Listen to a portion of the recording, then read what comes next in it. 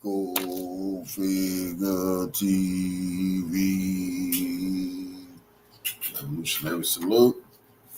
Revolutionary salute. Like, share, subscribe. Welcome to the House of Revolution.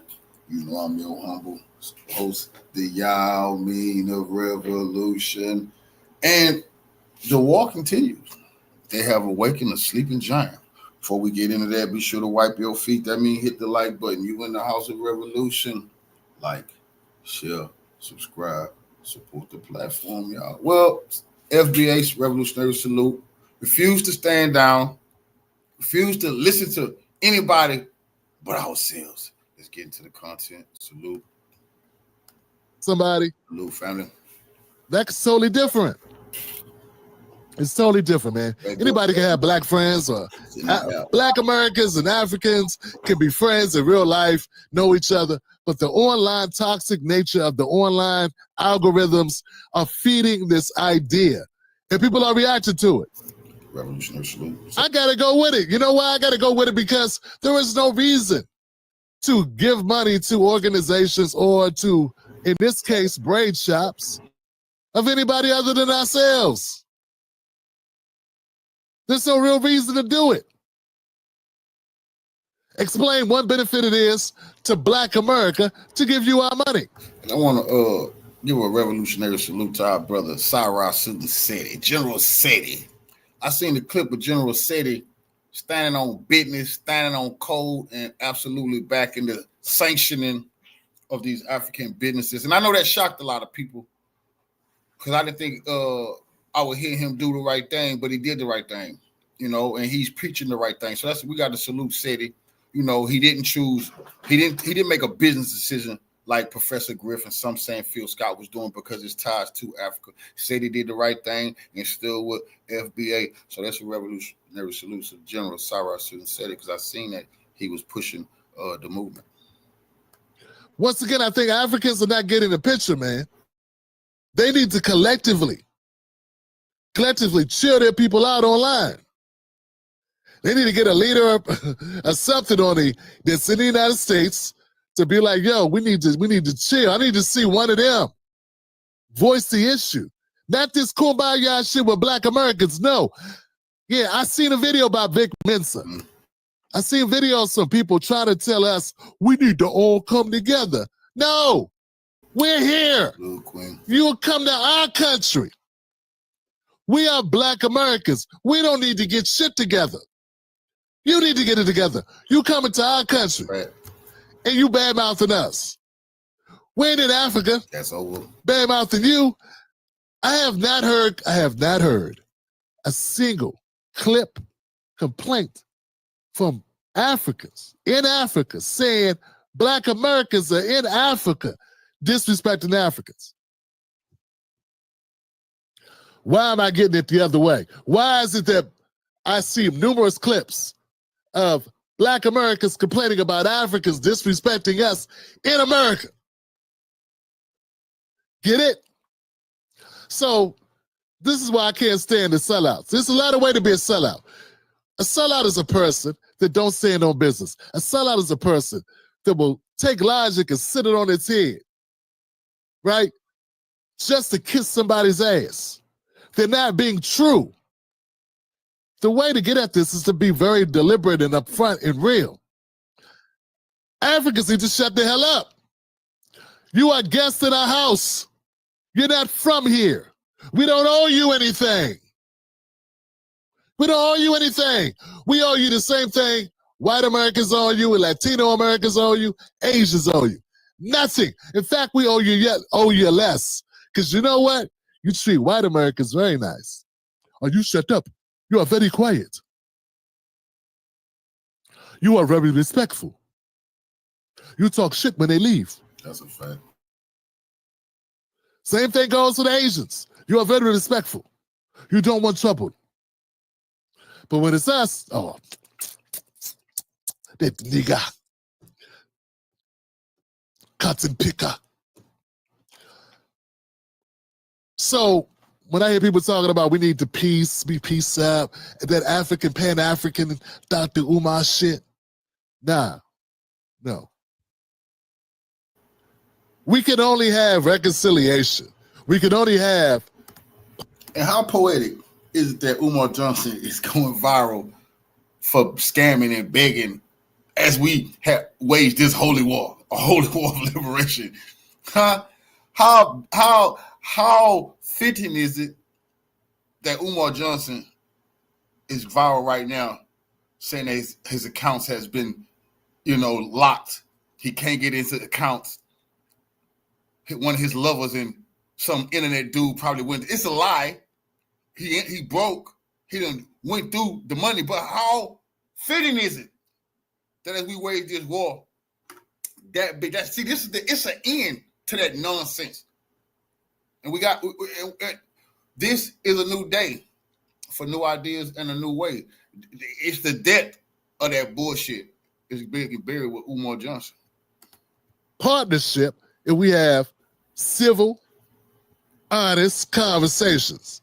Realistic. Like I told you, bro, when you got General Cyrus Susan said it, bro, it was one of the biggest Pan-Africans that I know when I came over prison online, pushing novel and everything else, saying right now, FBA is right, boycott, and saying it's the right thing to do. And I'm looking at he being humble. He knows the truth. That's why I was shocked at Professor Griff, and he exposed himself, and ain't no coming back from that, Griff. Griff is finished. You had your chance. You had your chance. Because Griff and all the rest of them supposed to do just what said he did. And roll with the foundation of Black Americans because it was the right motherfucking thing to do. Not made a business decision. Boundaries, right? There's things you won't say out your mouth. There's a way you're going to conduct yourself. And you're going to respect me in my house. Or we're going to make it difficult for you in our house. We should do this with all groups, not just Africans. We're doing it for all groups. We're doing it for all groups. This is not, see, this sanctions that we putting on African government. They, like I say, they put them on each other. We know different. We putting them on them right now. We putting economic sanctions on them. We're doing this to get their attention, to get other people's attention, to get the whites' attention. Don't ever try to play this game no more. Or you giving them money for nothing because we won't spend with them. This is business. This shit ain't personal. We're not getting personal. But we're doing this to the Latinos too. They're not gonna. We're doing this to the racist bigots. We're doing this to Asians too. We see what people have been paying attention to is as situations popped up. FBA been Revolutionary Way of Life, Salute Family. We've been throwing our money around.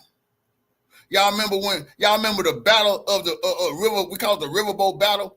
When the whites and the black people had that Royal Rumble and that brother was whooping them with a chair and they took that brother to jail, that brother raised over $200,000, $300,000. That was us. That was us. That was us. We know what we did for our brother Carmelo Anthony. They were so hot. That was us. That was us. It's so many different. FBA has been using our power of the purse lately. And punching, coming together, and we're finna economically destroy individuals. This is economic warfare. We finna raise economic warfare, and that's just what we finna do. But we've been doing it on this is a new battle for us. We finna take this head on, but we've been showing people we're not playing. White's been mad. They so rich. When we come together, we got a nice little pot to do something with.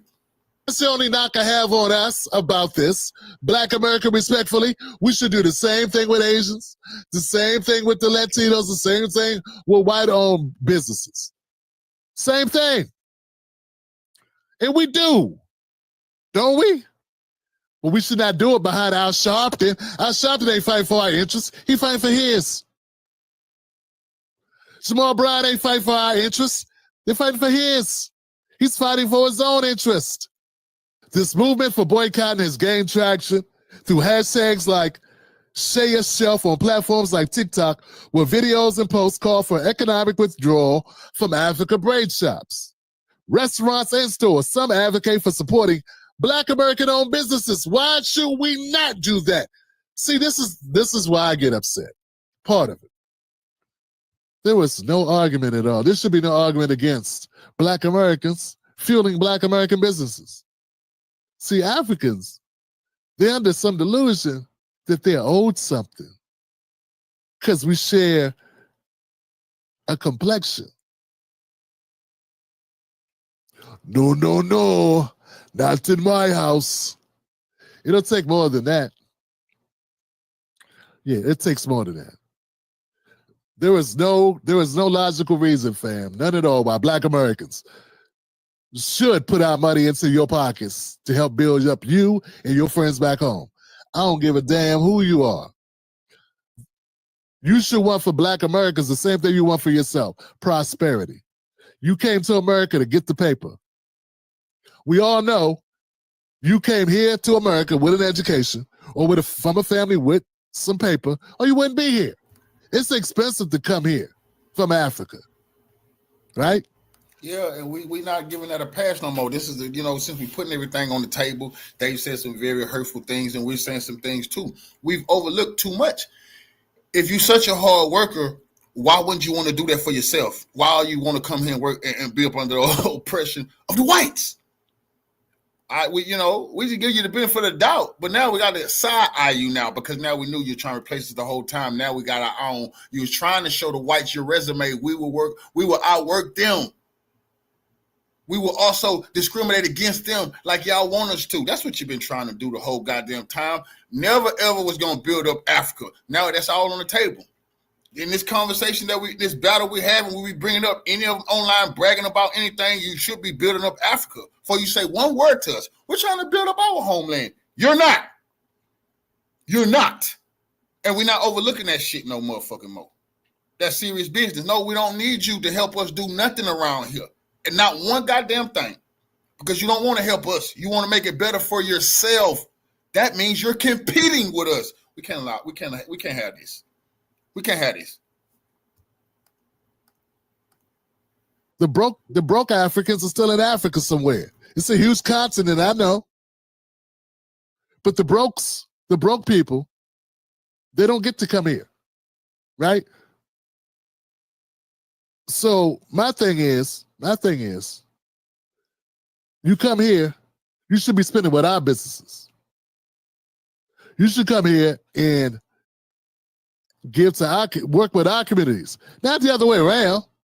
That come here and try to eat off our communities. And they get attitude, they get upset. Then I got to watch 30 videos of you being upset because you're not able to eat off of us because we're tired of feeding you.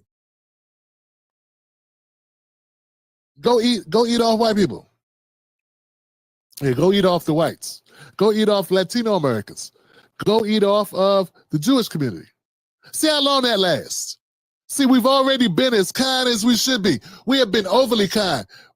I say Black people need to stop being so nice. Being nice makes people lose respect for you. You know exactly what I'm talking about. I don't care, you know I'm right. Being too nice leads to disrespect. That kumbaya, we all get along, is always at our own expense. What we've been doing as a people has not been working.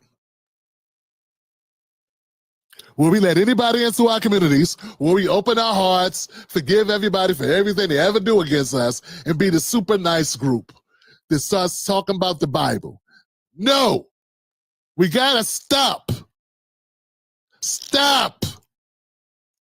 We need to play hardball. We need to have boundaries. We need to have we need to prioritize our own survival. Affects African Americans in a very interesting way, which is actually both the universities and the corporate employers are literally, this is true, they literally import Africans so that they don't have to hire African Americans because they still count as Black. There was a great story. The thing that woke me up to this, there was a story in the New York Times 20 years ago about Harvard. Because they still come as Black. See, whole time you got the white supremacists want to stick it to us and hire anybody but us. Like we're not dumb. We know that. We know they was trying to do that with the so-called people of color. And then they write on there, they hire somebody of color. Anything not to do right by us. Any fucking thing. This is Harvard admits, Black students, but which ones? Back when the New York Times could talk about these things honestly. And it quoted actually Henry Louis Gates and Lonnie Guinier at the time at Harvard Law School, basically observing that African Americans were not benefiting from affirmative action because Harvard had figured out that they could import Nigerians. Right. And again, it's just like, great. The Nigerians are great. They're very smart. They're very productive. It's fantastic. All other things being equal, you'd like to have as many of them in your country. But like, is that really why we're doing, the set aside programs? Yeah. Is this sinking in about this immigration thing? Do you understand what I'm saying? So back when affirmative action was legal, institutions like Harvard, and I don't think it was just Harvard, because anything that one does, if it works for them, others will incorporate it. Like a good video technique, a defense in basketball, football, a cuisine, a way of preparing a food. Once one restaurant gets notoriety from doing it that way, everybody else starts doing it. So I believe that once Harvard said, hey, these Nigerians who went to school in Nigeria, who come from money, who look like Black Americans, they will check Black when they get here, and that will be our affirmative action. They don't feel any kinship to Black Americans, so there ain't gonna be no problem. They ain't gonna fight for Black people. They ain't gonna stand up for Black people. In fact, they're gonna work against those Black people and see those Black people as competition to them. Get what I'm saying? It's not just... See, people misunderstand. When I'm talking about immigration, you think I'm just talking about Latino Americans, Latin Americans.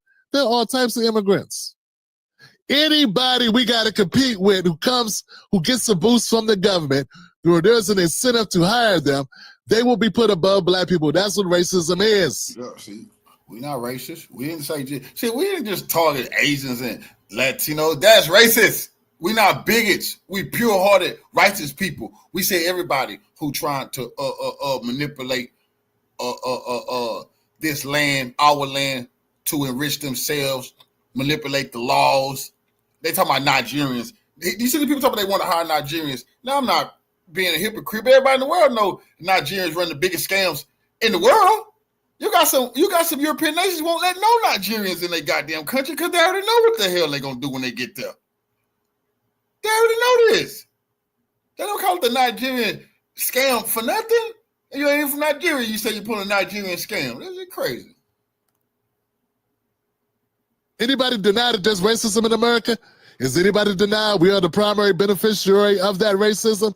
Then any group of people that comes to America, any group that you have an incentive of hiring, if they're not Black people, you're going to hire them over Black people because racism. So that's why I've been saying, and I don't care what my former friends, former associates, they weren't friends. If you were my friend before, you be my friend now. How could you stop being my friend because I'm fighting for Black people? That should make you more my friend. The fact that we are less friends shows we were never friends. You expose yourself. Stay on over there. Go ahead. I see you now. I may have missed you before, but I see you now, baby. It's okay.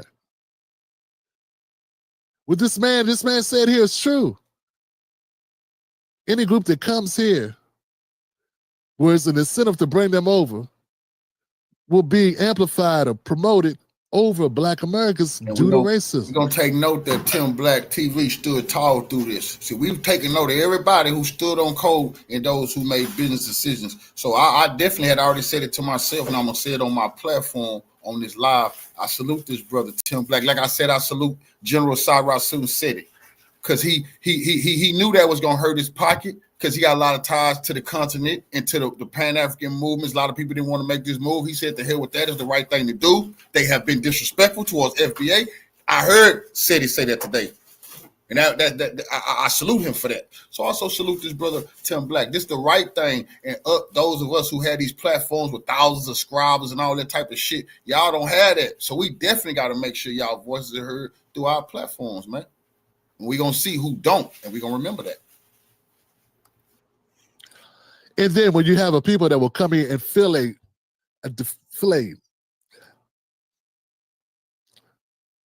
competitive advantage that Black people have, because you only get in the program because you're Black. You only get in the boost because you're Black looking, but you're not Black American. So they see you as competition, right? The roles, all those roles they're playing that are Black American roles, those roles exist because They're made in the likeness of Black American. But who better to get than a Black person that looks Black, but not Black American, who won't have any of the baggage? Like, hey, I'm not going to say that. Hey, I'm not going to do that. That makes my people look bad. Who better than people that are competing against Black people, but look like Black people? It's the best Jedi mind trick in the business. That's amazing. I said it. Look, you cannot say you support Black America and not have a critical analysis of the immigration policies of the United States. It's impossible. The fact that you do not have a critical analysis of immigration means you are not fully supporting Black America. I don't care if your name is Mark Lamar Hill, anybody else, anybody else, or Dr. Umar. Tell why you say Dr. Umar. It's just popularity. It's just popularity. Same thing with Mark Lamar Hill. It's popularity. Whether it's Judge Joe Brown, don't matter who it is. Throw a rock, hit a Black person that say they advocate for Black Americans.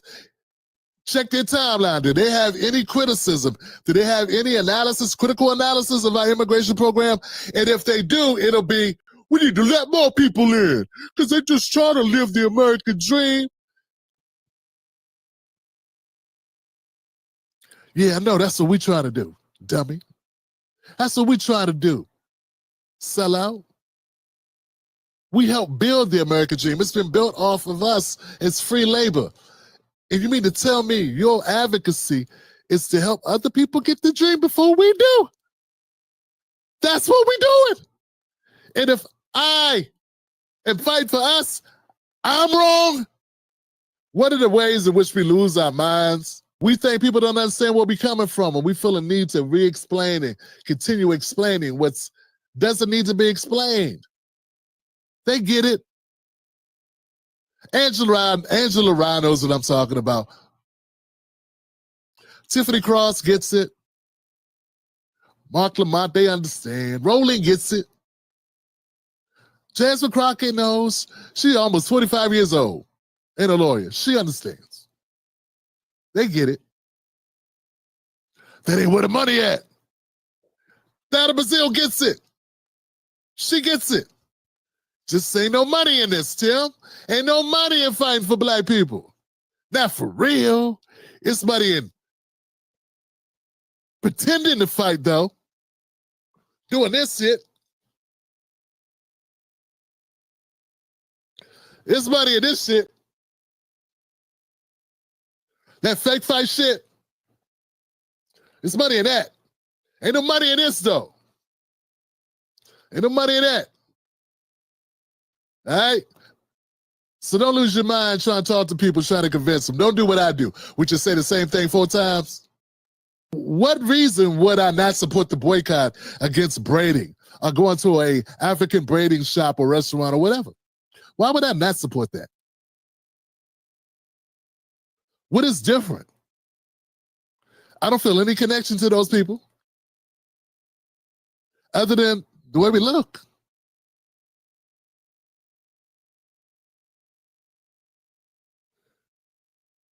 Just don't.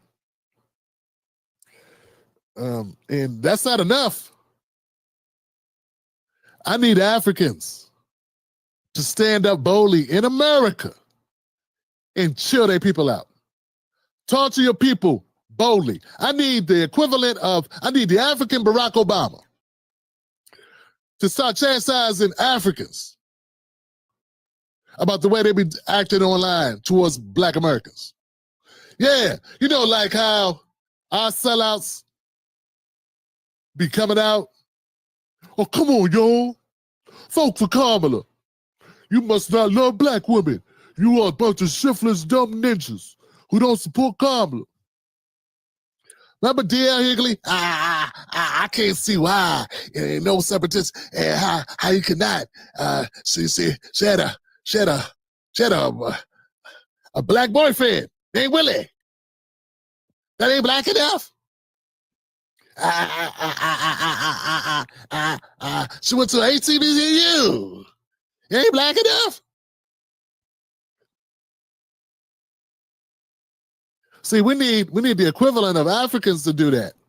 Come out and start saying, hey, it is that right. You must support the black American. Stop being a dumbass. We need that. We need you to come out and hammer your people. Chastise them in America for their treatment of black Americans. It's been look, ain't no free passes over here. Okay? No free passes. When we come to your restaurants, do we get hookups for free? See, I know the Egyptians, they hook each other up. In D.C., there's a lot of Egyptians that have parking lots for some reason. Ethiopia, not Egyptian, Ethiopians. What about good friend Saeed? Good dude, man. Saeed was driving. They just hitting at each other. Don't pay shit. You think he would have hit out at me if it was me coming in that parking garage? No. Why not? But see, y'all try to do this Jedi mind trick on black Americans. It's just to separate us from our money. See, black Americans, we're going to go extend it. Let's extend this. See, black Americans, we have an issue, man. We have an inferiority complex. Everything I'm saying here is true tonight. We got two things. We got an inferiority complex, and we have people that have an entitlement and are so used to treating us badly, like property, it's extended beyond. It's almost a pubescent, childlike treatment to us. Well, we don't have our own station. Like we don't have our own ability to control our own thoughts and desires and can't move on our own, make decisions on our own. It's an infant treatment. It's a word for it. Almost like peonage. You know what I'm saying? So on the inferiority complex side, we feel like we got to belong with people. We got to grab these people. We got to link up with somebody. We need help. We got to grab somebody, anybody, except each other. And then those groups feel like we supposed to cater to them because we black and we on the bottom. But see, self-awareness, understanding is where we can rise above it. See, I don't care if it's the rice and peas or the peas and corn pie. What's the name of it? These young brothers, man, they mean well, but they also want the bag and they want to do what's acceptable. A lot of the dialogue and conversation I hear people talking about this type of issue, they don't say it truly. They won't say it bluntly. We don't need to link up with anybody. First, we got to link up with ourselves and link up with our understanding of what's going on here. We're being used and abused and served like hell. We are allowing this. It's not being forced upon us. We're allowing this based on our inferiority complex and based on their feeling that they're entitled. And we're going with it, and we got to stop. And it's not enough black American men and women to stand up to it and shut it down, Johnson. Because there's incentives. It's incentives in being Issa Rae's friend. If Amanda Seals wasn't such a flighty, loose cannon, you know, I would have supported her. But she's so flighty, loose cannon. Once she saw that there was no opportunity, and she didn't want to call it what it was, when she was calling out Issa Rae, they had a falling out, she didn't want to say what it was. So she could never really get the support because she never really wanted to take it there. See, Amanda, if you would have said what it was about Issa Rae and told the truth, black working class black Americans would have been behind you. But see, you try to do it halfway. You got to go all the way or don't go at all. You older now. Go all the way or don't go at all. You went halfway. Then you gave us bogus reasons. Say the truth. She don't care about black people. She's just using blackness to get her money. And she's willing to do and say and other things. She revealed who she was. And you saw it. And you feel a certain kind of way about her being chosen to represent us above you, who actually say you will represent us. Now, I know you got family from Grenada or something, so I don't know how that works out. There's nothing wrong with Black Americans trying to help Black Americans get off the bottom in America. That's what we should be doing. Irish Americans, Italian Americans, all Americans try to do it. Anybody against that is anti-Black, because all other groups already did it. And you weren't going, why are the Irish trying to get off the bottom? Why are they working together? They must hate us. They're racist. No one said that to them. No one said it to him. See, your idea that it's only time to kumbaya when it's Black people trying to come together to get off the bottom. You don't say it's time to kumbaya when other groups try to get off the bottom. No. You know what I'm saying? You get it. So the inferiority complex that we have is something for us to overcome. We got a lot of young podcasters who mean well. You got to want more for your people than you want for yourself. Okay? Because this game will put them shiny objects in front of your face and make you make a choice. And too many times, you know what you chose. We got to get past the inferiority complex and recognize there's nothing wrong with supporting Black people first. White people do it all the time. All groups do it. There are jobs you could go to right now that there are a group of Latinos working in the kitchen, and if they see your Black butt coming there, they sabotage you. Hey, Jose, did you already put salt on this? No, my friend. Who put all this salt in this? Jose said, you ain't put salt in it yet. Hey, I don't know. He must be smoking. Marijuana. Ooh, marijuana. He drinking, smoking.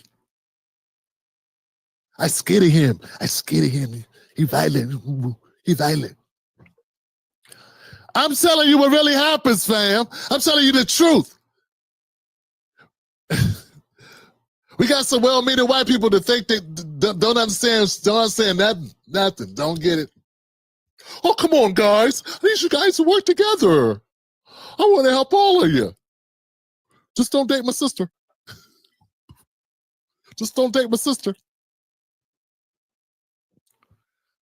They don't know what's going on in the back, in the back. So it's important for us to get it cleared up, to understand what's happening, to recognize the scenarios, how they're playing out. There is nothing wrong. If you need to hear me, brothers and sisters, hear me, man. Ain't nothing wrong with Black people trying to, only a fool would not try to get off the bottom of the pile.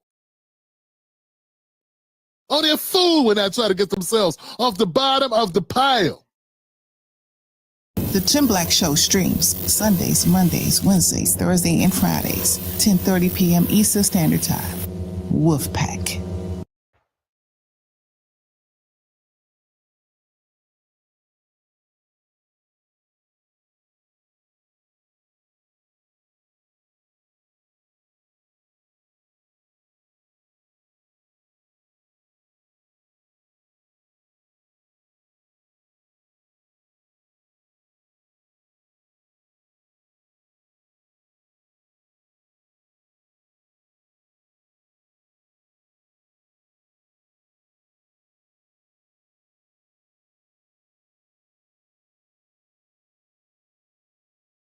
It's all about the personality to me. You just said No.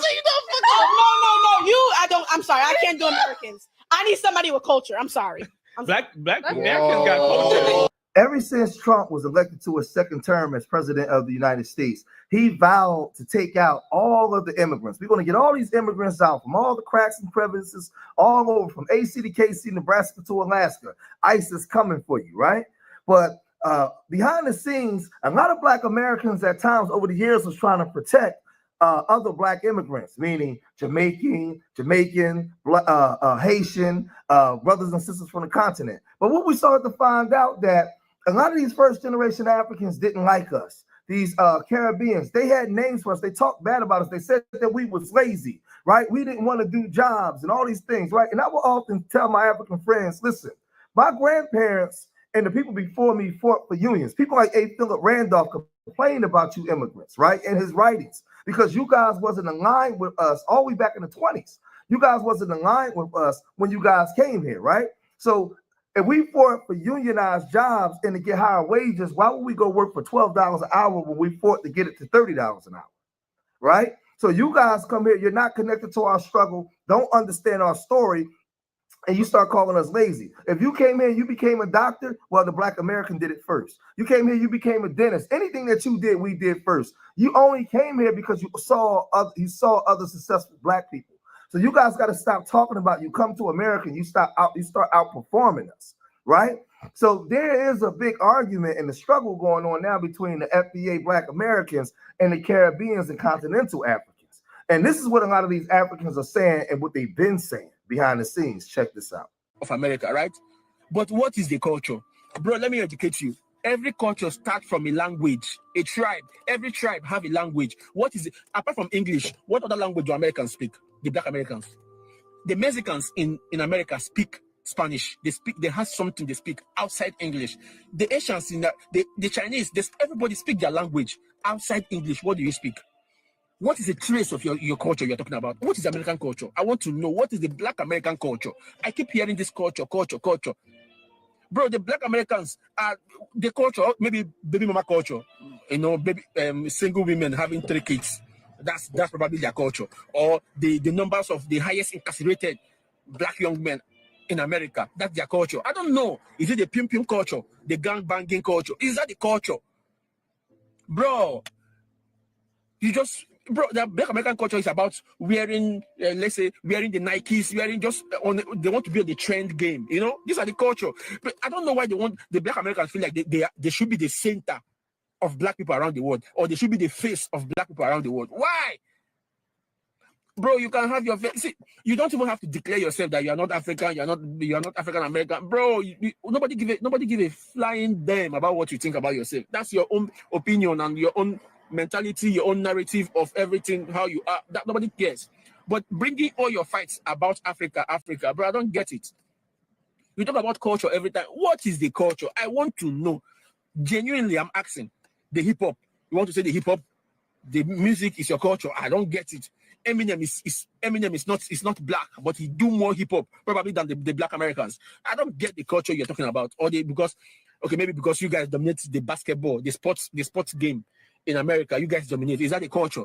Sport is not culture, bro. Let me educate you. You don't have any language you speak outside English. You don't have a tribe.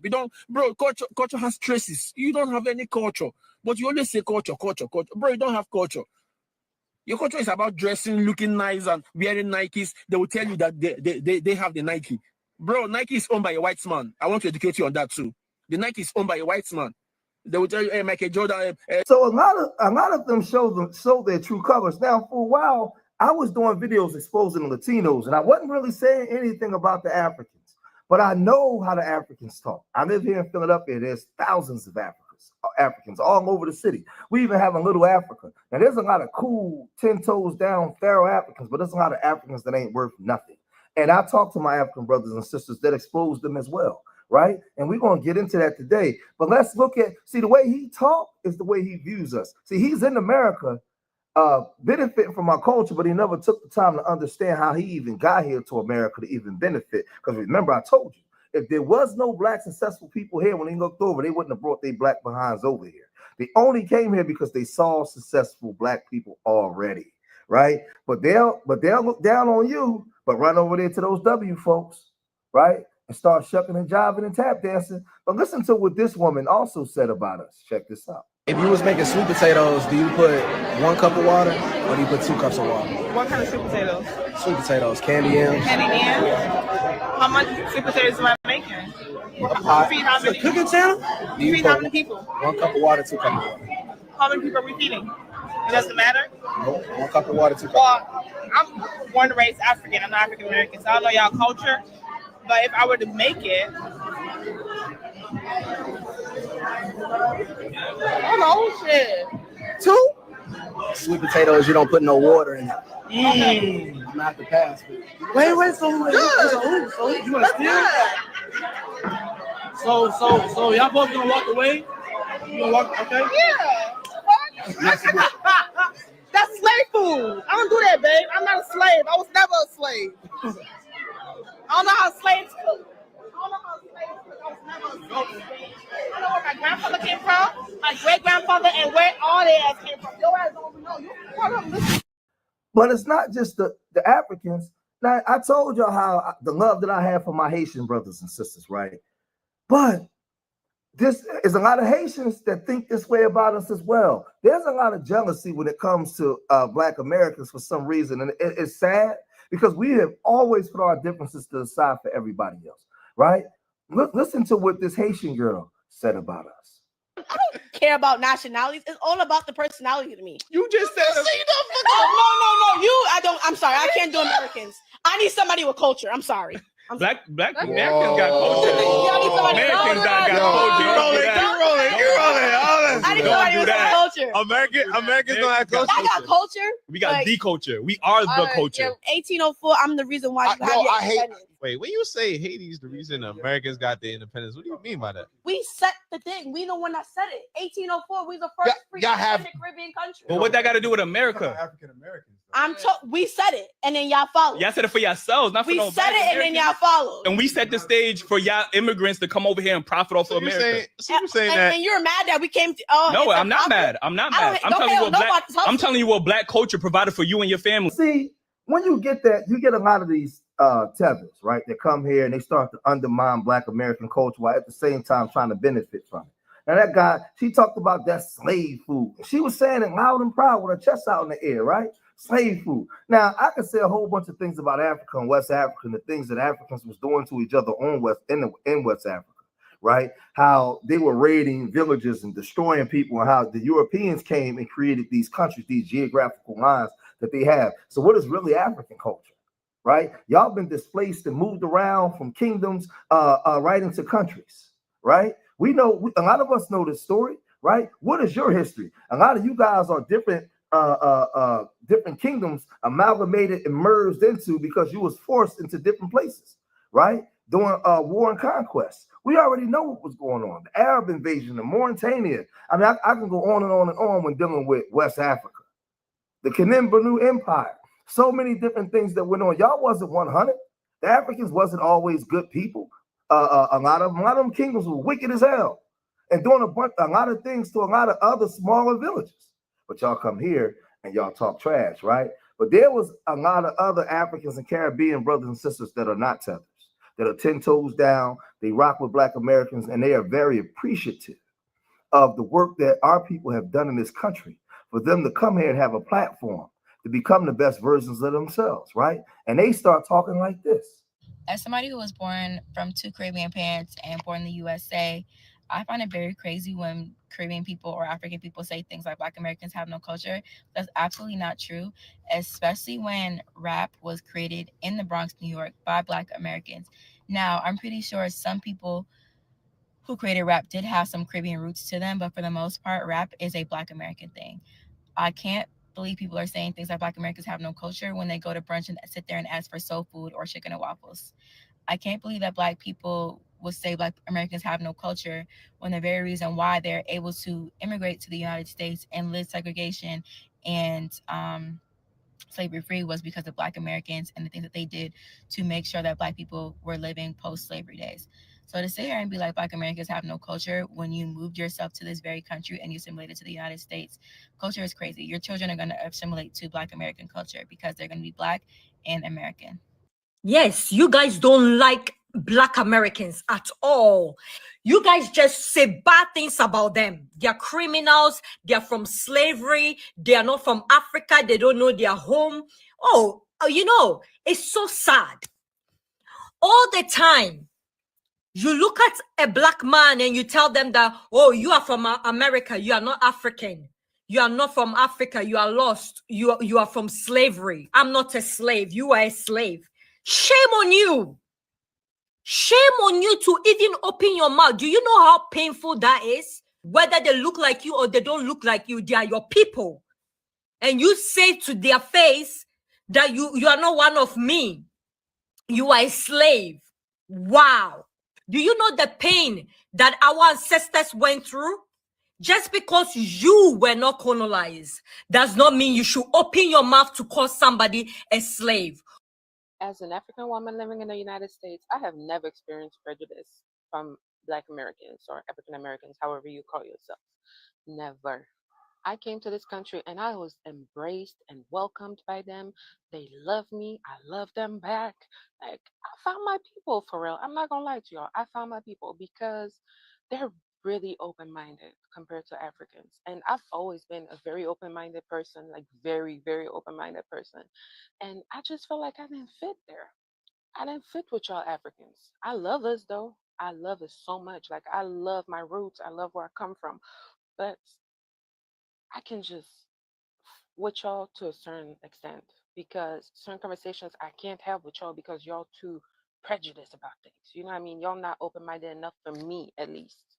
But y'all come here in the United States with preconceived notions already.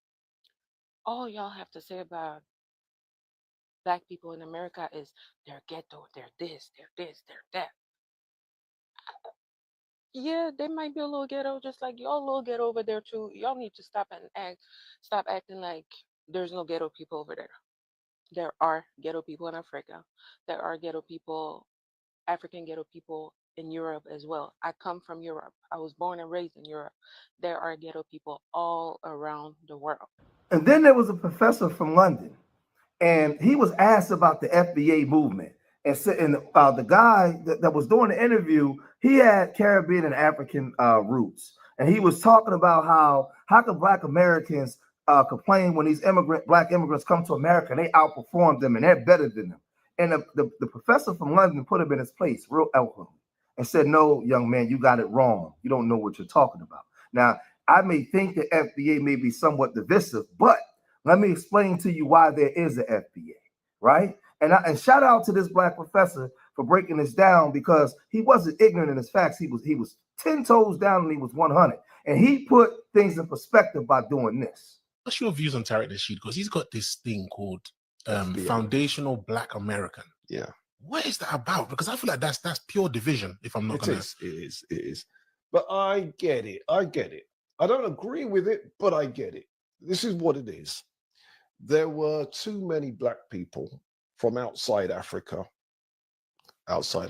from outside America, going to America and playing the ass.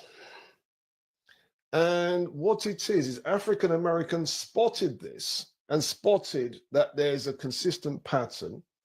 Black Caribbeans, Black people from Africa going to America and being the ass. And what the FBA agenda is putting up a wall and saying, no, you guys can't be a part of this if you're going to be on that, raccoon train. When you say playing the ass, what? Because from what I know, a lot of Africans, a lot of Caribbeans who go there, academically, they're surpassing them. And also business-wise, they're surpassing them. So who was playing the ass? When they then use that to say, well, that means that you African Americans are lazy. Do you see? Yes. And then being on some right-wing conservatism, let's throw African Americans under the bus. That is true. Let's pretend that Jim Crow didn't happen, redlining didn't happen, breaking up of African American business districts, breaking up of African American families, the COINTELPRO didn't happen, the Iran Contras and then moving drugs into the Black community didn't happen. Yeah, and there's a whole list of things continuing right up until now that the American government has done to African Americans. And so for those Black people recently arrived from outside America, you all didn't face any of that. So of course you're going to be doing better than African Americans. Yeah. But not all of them can be affected by this. There's always got to be certain people who rise above it, regardless of what the situation is. It's just the natural nature thing. Weeds grow through gardens, you name it.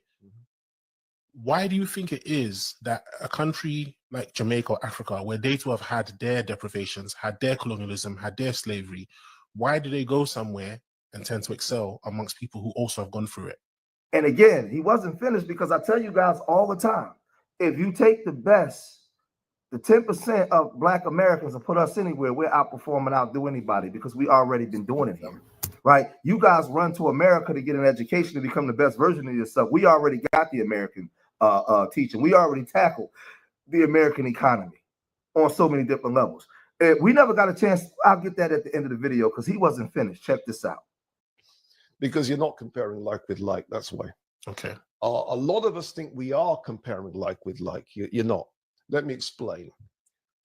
Generally speaking, Caribbeans in America, not the ones in the Caribbean, but the ones in America, will represent the top 10%. I see. So if you're really going to compare like with like, you have to compare the top 10% of Caribbeans with the top 10% of African Americans. Okay. And when you compare the two, the African Americans are slaughtering us, bro. It's not even close. It's a massacre. But what it is we compare the top 10% with your average African American.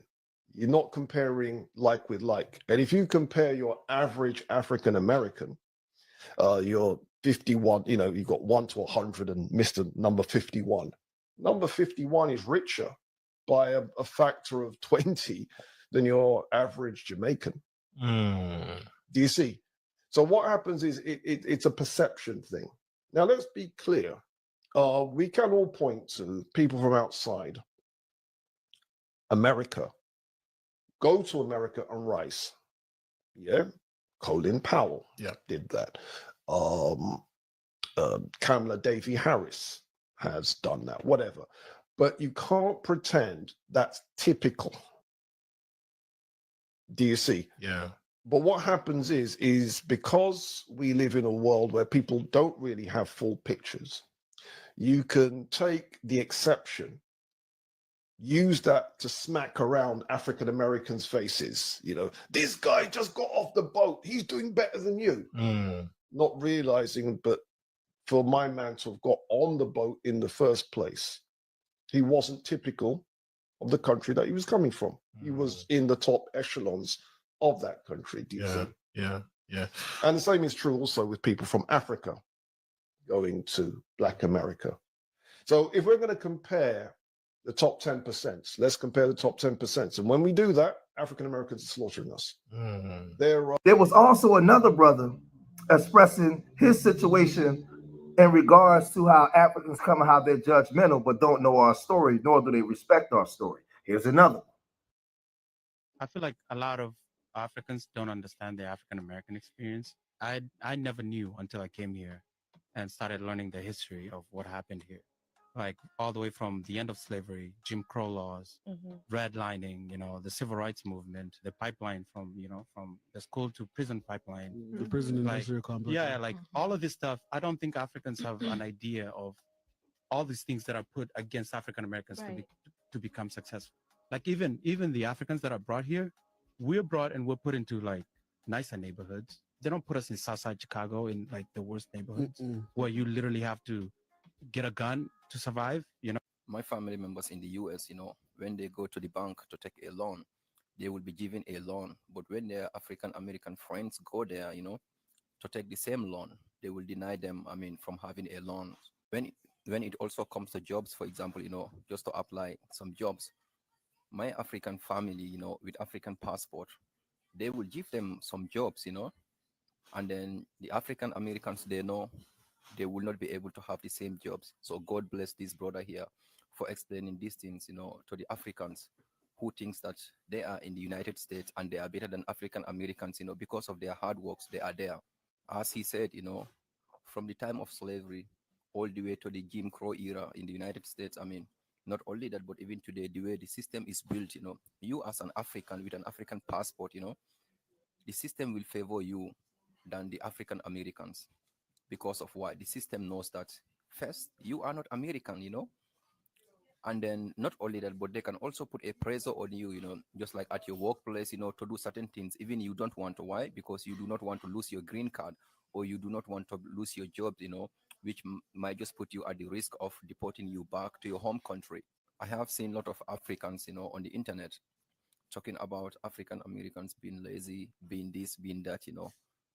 I mean, if you think because of your hard work you are in the US, why don't you sit your ass in Africa, you know, to work hard to get what you are having right now in the US? But no, because you can't make it in in Africa, because of the way our system back home here also is not enough jobs for people, you know, not only jobs, you know, but you, for example, who is from a minority family, let's start with, you know, you will not have the chance, I mean, to be able to do something here, because it's not about what you know, it's about whom you know.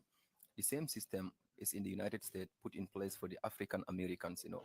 So I want to see all of you Black Americans, I want to see all of you Black Africans, you know, to work together. To know. I'll say this because a lot of you Africans, you guys deal with tribalism over in your country, and you have a country where the population is predominantly Black, right? You have Black presidents, Black leaders, Black everything, Black doctors, Black dentists, Black everything. And you guys fight over tribalism. But when you come here, we don't separate based off a tribe. You part of the group. That's why Farrakhan, right?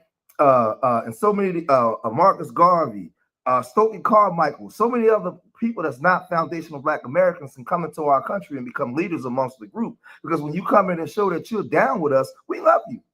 We have, see, the thing is, the thing that separates us from you guys is we have the history on our side to prove why we're upset. I'm going to say it again for the people in the back that's slow. We have the history on our side to prove why we have an FBA, and it's justified. Because we've opened up our doors and our arms to everybody. Farrakhan is well respected here. Marcus Garvey, Stokely Carmichael, Schomburg. I can go on and on and on of people that came into this country and embraced FBA culture and was part of the group. They didn't go and separate themselves. So you mad because we want to separate while you come here at the same time, still hold up your Jamaican flag, your Ghanaian flag, right? But benefit off the culture, but don't want to be a part of none of us, right? So now we saying, no, we're not allowing that no more. We separating. What's supposed to be for foundational Black Americans is going to be for foundational Black Americans, not people of color. Because you look down on us. You call us lazy, but I keep telling you guys, you came here when the coast was clear. After our grandparents was finished getting hit in the head with rocks and dogs sicked on them, churches bombed, all kind Fair Housing Act, unfair housings, and all kinds of different things, unfair insurance policies. Now you guys come. And everything that you're doing, the platform that you're able to catapult yourself is based off of what we set up for you guys. Now, let me say this. A lot of you like to use the excuse that, well, they made jokes about us. They called us names. Listen to me very closely for my African and Caribbean family. Black American culture, we call everybody names. Every names that we called you guys, we called each other first. The reason why Black Americans have the funniest comedians on the planet, because we took our pain, right? And in order to make ourselves feel good, based on what we were going through the black codes, Jim Crow, slavery, we had to find some humor and something. We had to be able to laugh, right? And to this day, that's part of the culture. So I'm gonna say this to you guys. When you come from Africa or Haiti and you get bussed on in a circle, that's really us ingratiating you into the culture. All you got to do is bust back. We don't hate you guys. Here in Philadelphia, when they had the riots during the Biden administration, not one African store got vandalized. Not one window was broken. I did the videos up there because we don't hate Africans. But you guys a lot of you guys, when you come here, you got issues with us, but you love that W, man. So now we're separating ourselves, right? We're not dealing with people of color. We're not dealing with none of that, right? We know that you guys don't practice Pan-Africanism. We know that most Nigerians are disliked on the continent of Africa. South Africans, so you telling me that South Africans and Nigerians practice Pan-Africanism? You're going to sit right here in front of my face and tell me that Nigerians and Ghanaians practice Pan-Africanism? That's what we're really saying? Y'all got to stop playing. You want to tell me that Eritrea and Ethiopia practice Pan-Africanism? We've been the only ones holding that banner and toting the line and holding it. While everybody coming here, going to our HBCUs, going to things that's supposed to be afforded to us, right? While at the same time talking bad about us. So now I had to pull out the receipts with other African and Caribbean brothers and sisters exposing their own people for their anti-Black American racism against us.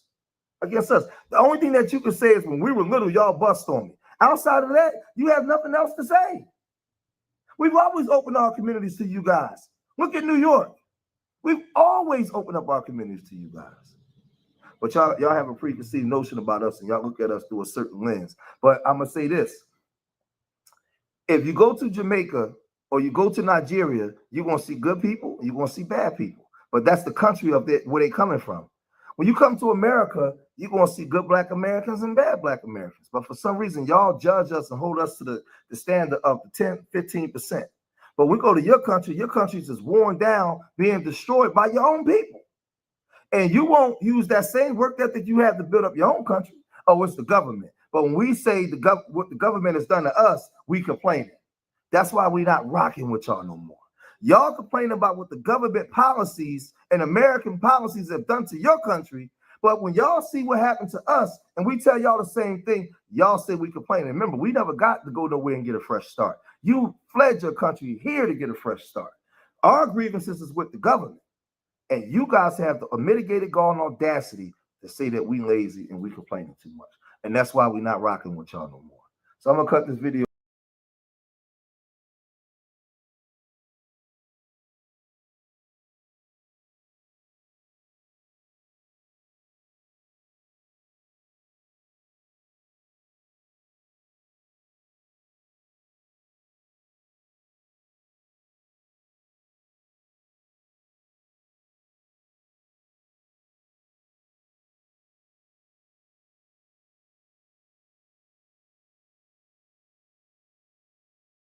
And I'm feeling good.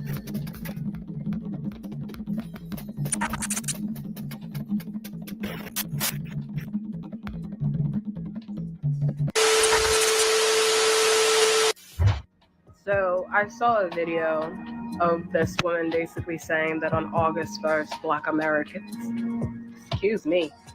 should boycott all African businesses. And I really wanted to have this conversation because I think that the hatred and animosity that y'all have towards Africans is incredibly fucking weird. I just think it's really, really fucking weird. And I think that what it's born out of is a lot of Black Americans, and it's not your fault, are incredibly uneducated. Americans in general are incredibly uneducated of and about the world. And so I think that at the root, what is happening is Black Americans think that they have dealt with the worst form of white oppression.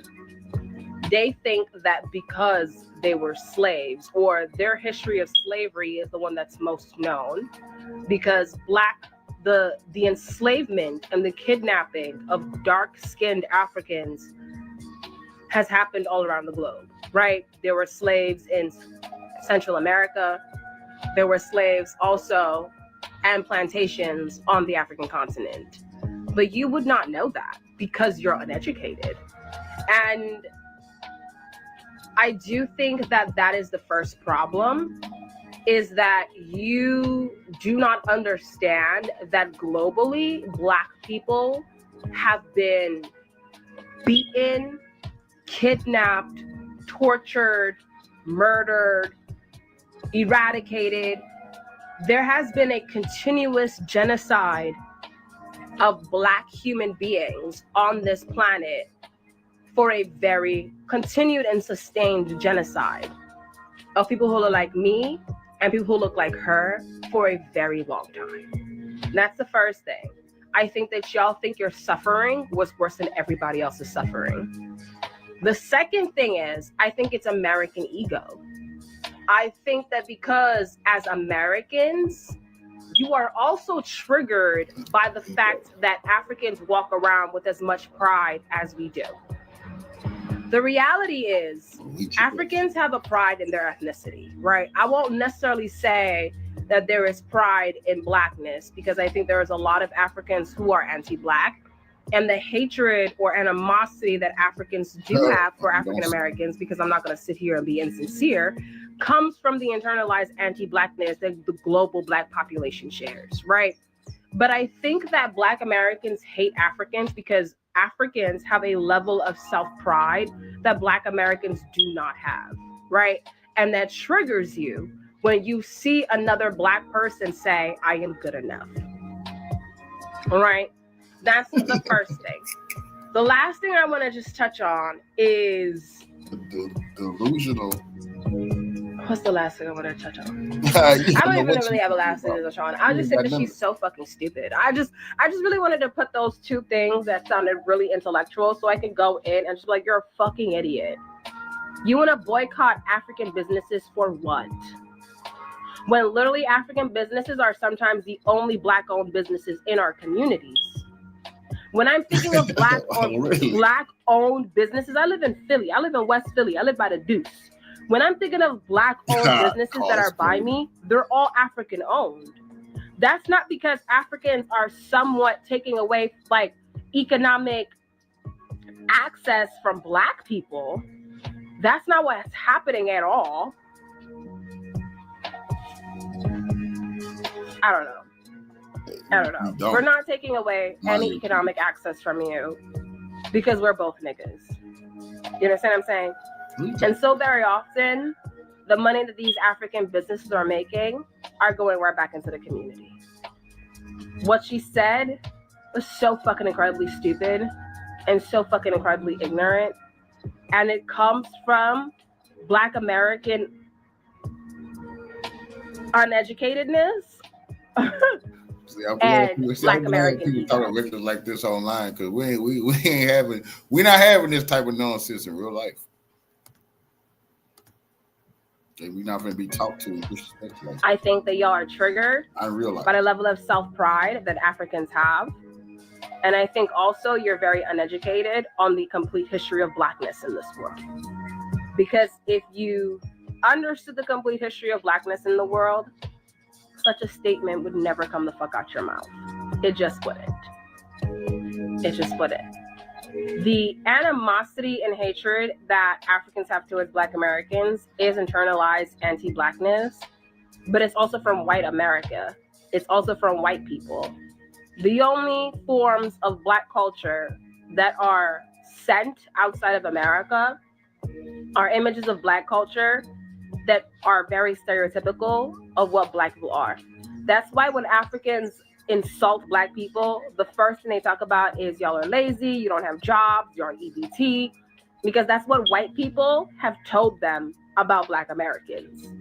Black Americans, I truly inherently believe that your animosity for Africans comes from the way that we carry ourselves, because you do not believe that other Black people in the world get to hold their heads as high as we do, especially when the world says we come from huts and barren shit and all this other stuff, and you expect us to bow to you because in some way you feel like you are the head of the global Black collective.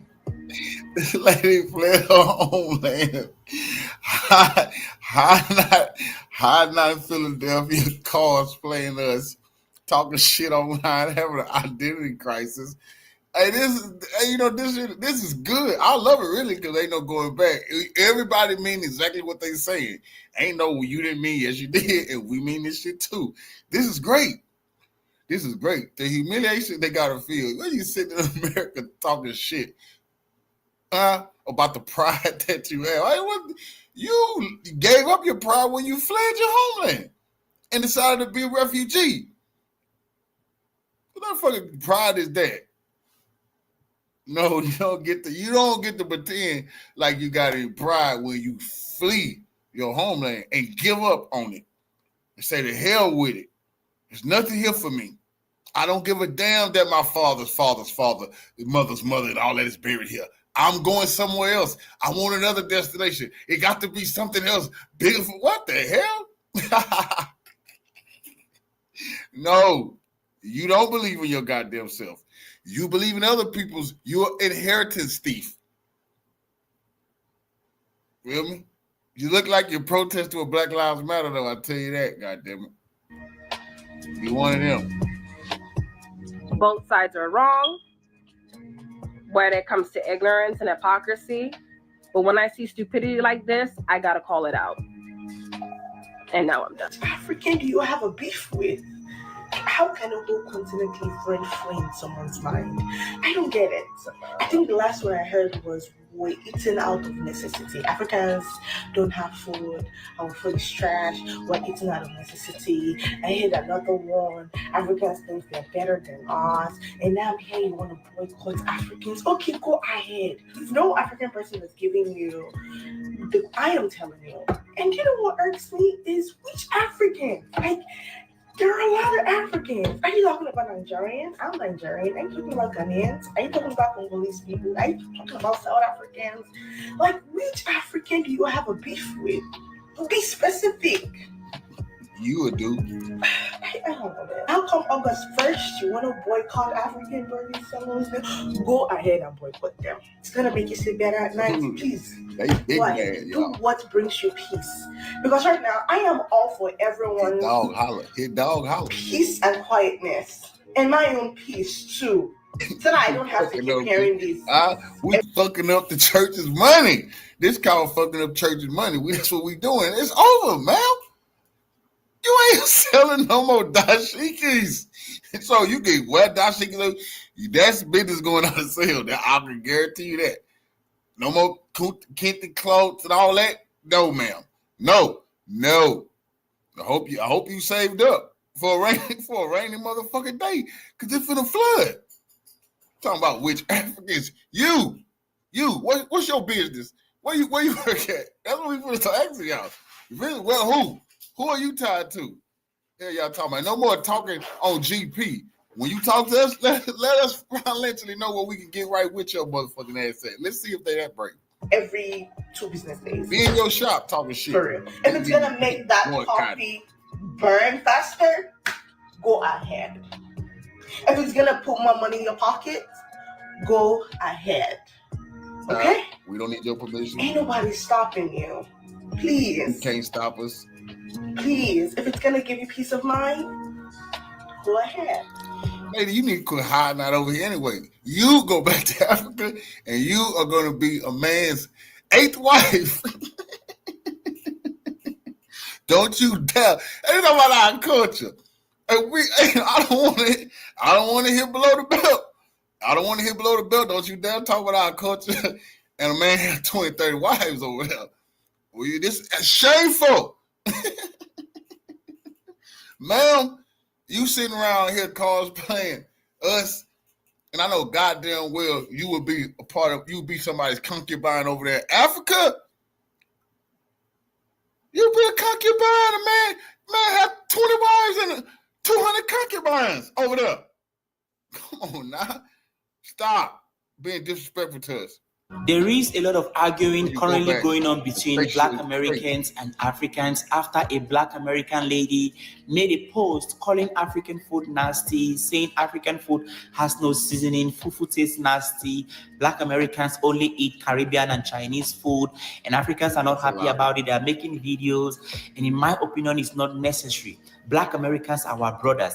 Black Americans were brainwashed about Africa. They were told we don't like them, and all they saw about Africa were commercials of sickly looking, hungry children. I knew you was a scammer. We ain't brainwashed. We know the fuck we talk. This ain't about no commercials of kids with big bellies and flies on their face. And for 99 cents a day, you can help feed a village. What's wrong with you? We don't believe none of that hustle. No, this is about the disrespect that we've been watching it on video. Y'all got the audacity to TikTok y'all disrespect towards us. And we're taking a list of this type of stuff. You goddamn scammer. Where are you located at? Boy, don't be doing that shit over here in America no more, bro. I'm trying to tell you. It's ice hunters in my audience right now. It's bounty hunters. I ain't bullshitting. Some of them pissed. They see any type of address and you talking shit. Yeah, it might get picked up, bro. Begging for money. We were told we live in herds with wild animals.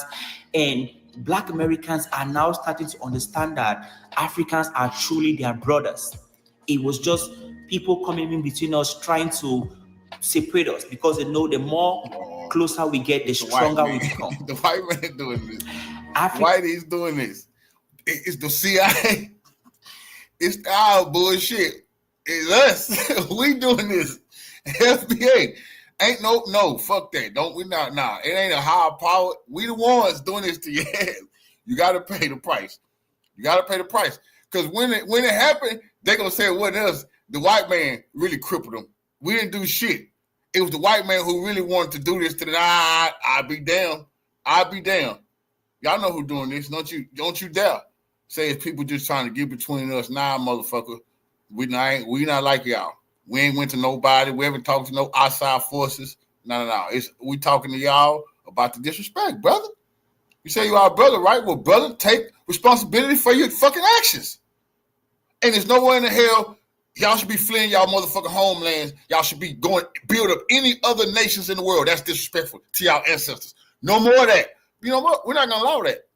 We're not gonna allow that, bro. You could be a man, go home, secure your villages. You stop fucking Boko Haram from kidnapping those girls. You stop El Shabaab. All African men should be in Africa fighting Boko Haram and El Shabaab. What the fuck are you doing over here?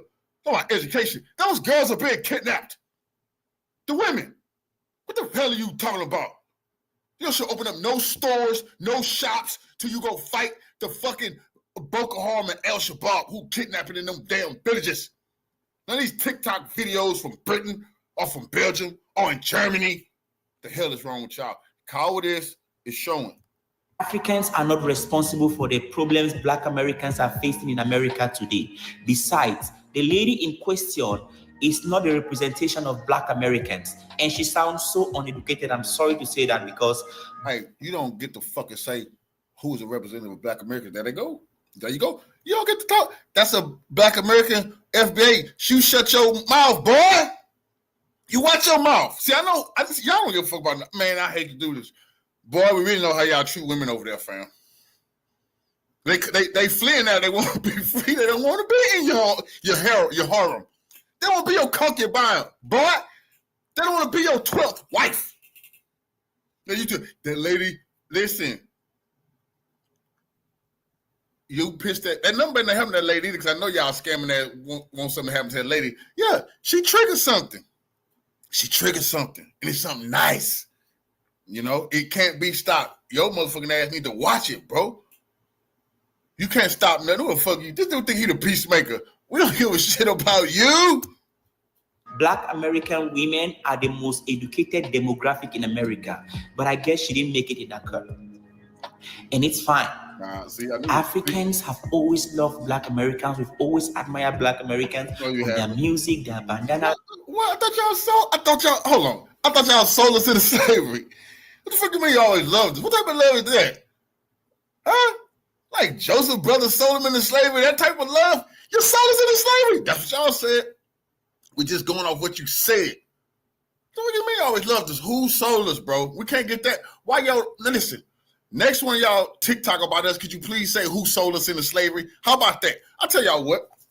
I'll talk to some people and see if we could see how long this boycott gonna go on. If y'all tell us who sold us into slavery, what tribe was they? What king was they? What nation were they? I know the nations are still around. I know the tribes are still around. That type of information is very valuable, Black Americans. They just, brother, who sold us into slavery? If you don't know that, we won't hear nothing out of you. And as their way of talking, we've always admired you guys, and Black Americans also love us. I've been to so many events with Black Americans. They are amazing people. They are well educated. They are well respectful. They wouldn't even talk down on food from a different culture, talk less of a Black culture, even if they don't like it. They are very respectful people. It's just other people trying to separate us. The whites are not fighting each other. The Asians are not fighting each other. Only us. Lies. I'll tell you that's a scam. See, the whites are not fighting each other. What the fuck is Russia and Ukraine doing? The Asians are not fighting each other. Another lie. Have you heard about Thailand and Cambodia? I just ain't been able to touch that yet. There's no fighting in the Middle East. I got you there again. Israel and Iran, they going head to head. Israel bombing Palestine every goddamn day. They're giving Syria and Lebanon something too. You see? And when they say, it's just us. It is only us doing this to one another. That's a lie. And everybody sanctioned other nations. Black nations sanction each other all the time. That's what we sanction Africa for the disrespect. Don't you see these scammers, they think nobody, see, they think we fucking, you believe the TV. You believe that we some gangsters on the corner selling crack and smoking weed. That's what you thought. So you trying to scam us. Oh, man. And we know you're not an ambassador to Nigeria. That's a scam. All of this. The lady we should stop all of this and come together and support each other with love and unity. It's going to make us stronger. No. So you the new P. Diddy. You want to be Brother Love now. Hell no. Africans are not the reason for the problems Black Americans are facing today. An African has never sent a Black American to jail for 100 years because they stole a loaf of bread at Walmart. That's a lie. Africans are not the reason for the income inequality among Black Americans and other. They are not. We are not. The major problem Black Americans are facing today is not because of Africans. We are just also living our lives, doing our thing. You just decided to pile up on what we was already facing. You decided not to help us. You decided to side with the oppressor. You decided to say, you do everything better than us. Like we say, you tried to come to America and have the white man pick you over us. That's disrespectful as fuck. Who the fuck told you to come over here and try to compete with us for anything, period? When, like people point out, if we go to Africa and try to compete with them in their own homeland, boy, you get killed, and you definitely get ran up out the country. You definitely get ran up out the country. But you get to come over here and may the best man win. Fuck no. You're the foreigner. This ain't no battle to the, you want a battle to the death? That's bullshit. We're not going for that no more. You've been finessing far too long. Far too goddamn long. That shit is over with, brother. And like I said, we more than willing to help y'all build up your own fucking societies. You're getting the same fucking thing we told to the Latin Americans. We want them to build up Latin America. We want the U.S. government to stop fucking terrorizing Latin America so they can have great things in their own fucking country. But it's not enough here. Same thing for y'all, brother. We want to make sure the government stop bombing and pillaging and plundering Africa. But y'all got to build up y'all motherfucking countries. We don't want to hear how hard y'all work and your fucking roads. You don't have roads in your country. That's shame on you. You should be ashamed of your goddamn self. So we should stop all this hate among us. We should come together and unite like other people from other races, like the Caucasians, the Chinese, or the Asians, and we're going to become stronger. We should stop all of this. It's not going to help us in any way. Come on, brother. Don't you dare tell FBA we got to unite with any fucking body when the Africans are not yet 19 on their own fucking continent. They don't get a fucking along with one another. They tribal. If you're going to one African state, especially Nigeria, oh Lord, your ass can die. If you're a Christian, the Muslim will whack you. The Christians will kill you and chop you up if you're a Muslim. It's tribal shit going on in these places. It's not a game.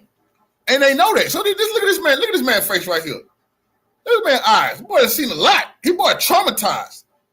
It's not a game. And they know the best thing for them is to finesse us and keep close to us and suck all the life up out of us so they can have a new identity. They don't want to be in their homeland. That's just a fact, bro. They don't want to be there. They don't like it. They hate it. They want to be in New York, the Big Apple. They want to go to Hollywood. They want to go to South Beach. Oh, fucking disgusting. We are one. We love each other. Our ancestors have fought so hard for us to be able to see each other today, be in the same room with each other. We should embrace this opportunity and make history.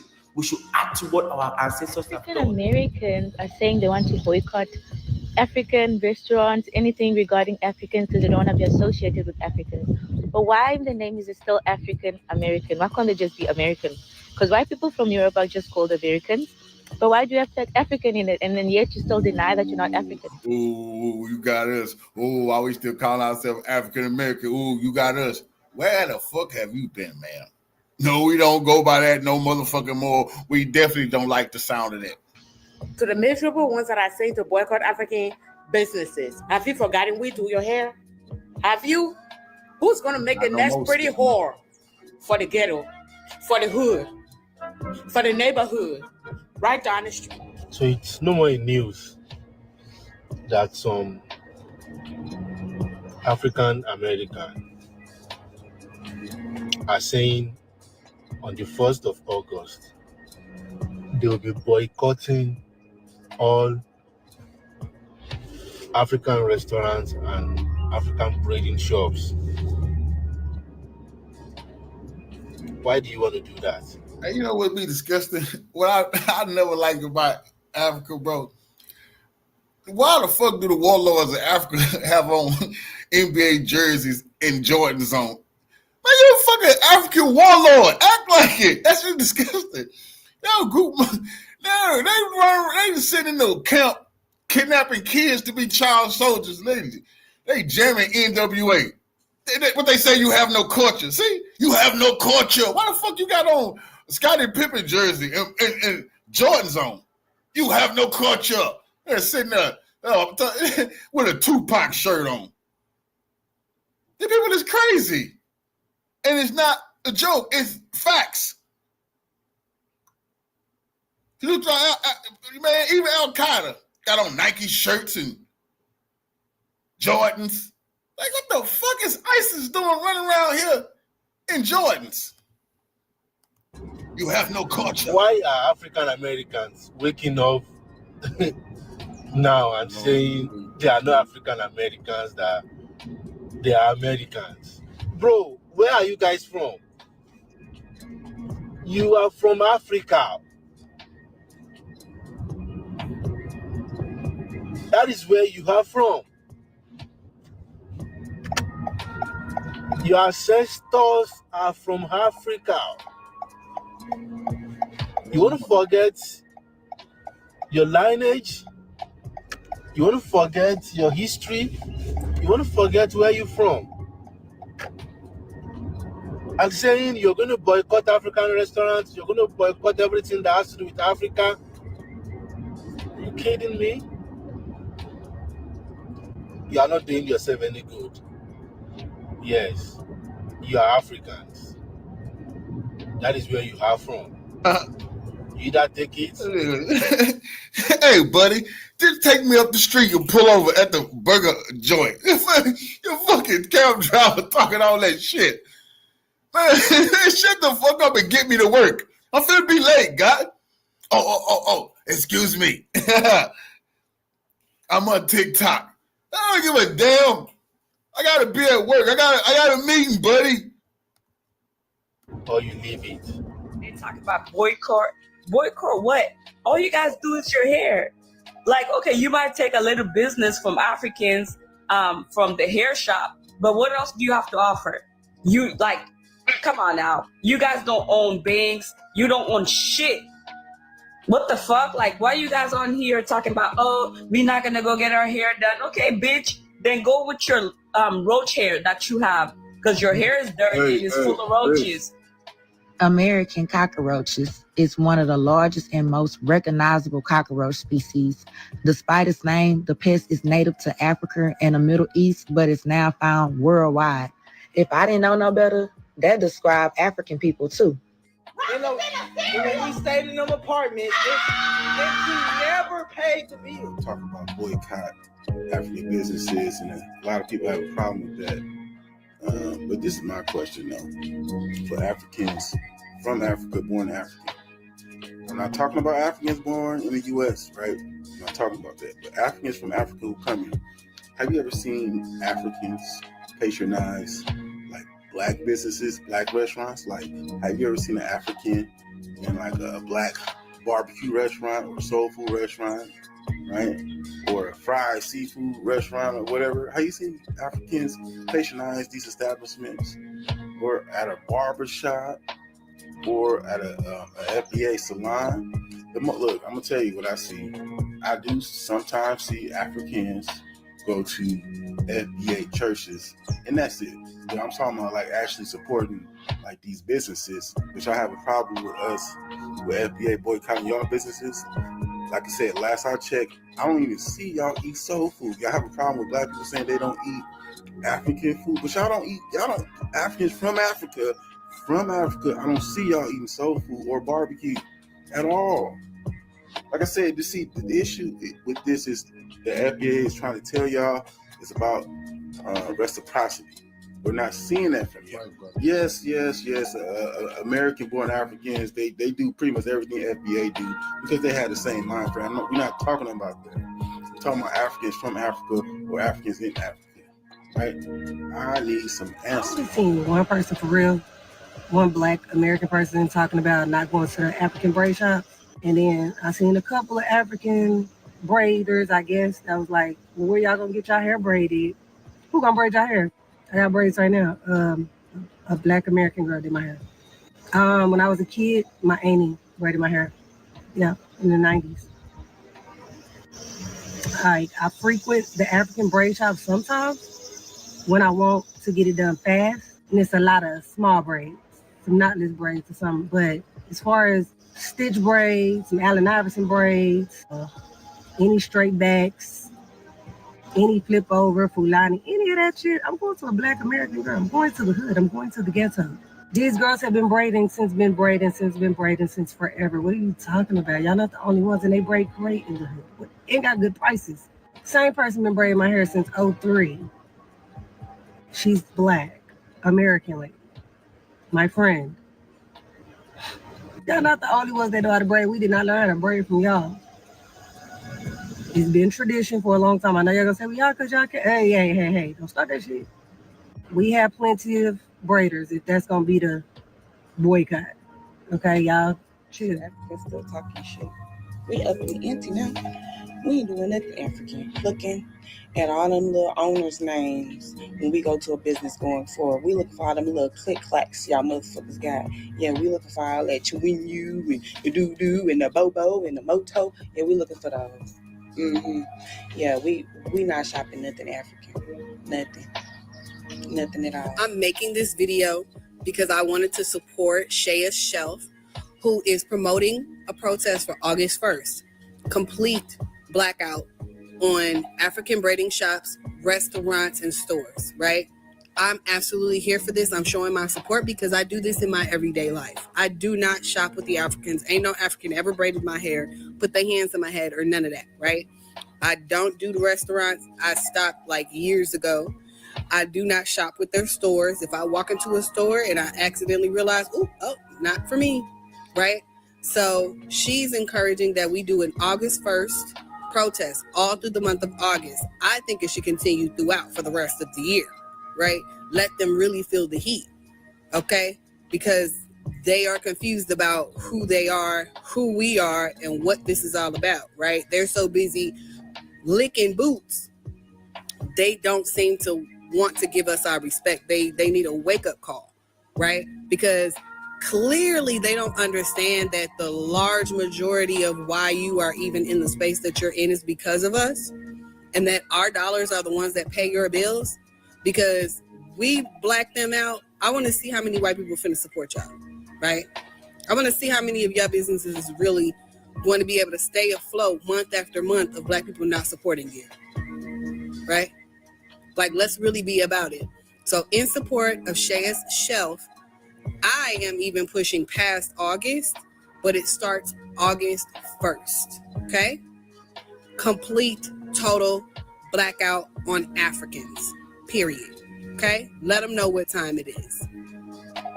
And y'all can say what y'all want, but y'all going up in these African shops and getting cussed out and getting played in, getting brazen and big in the middle and little around the edges.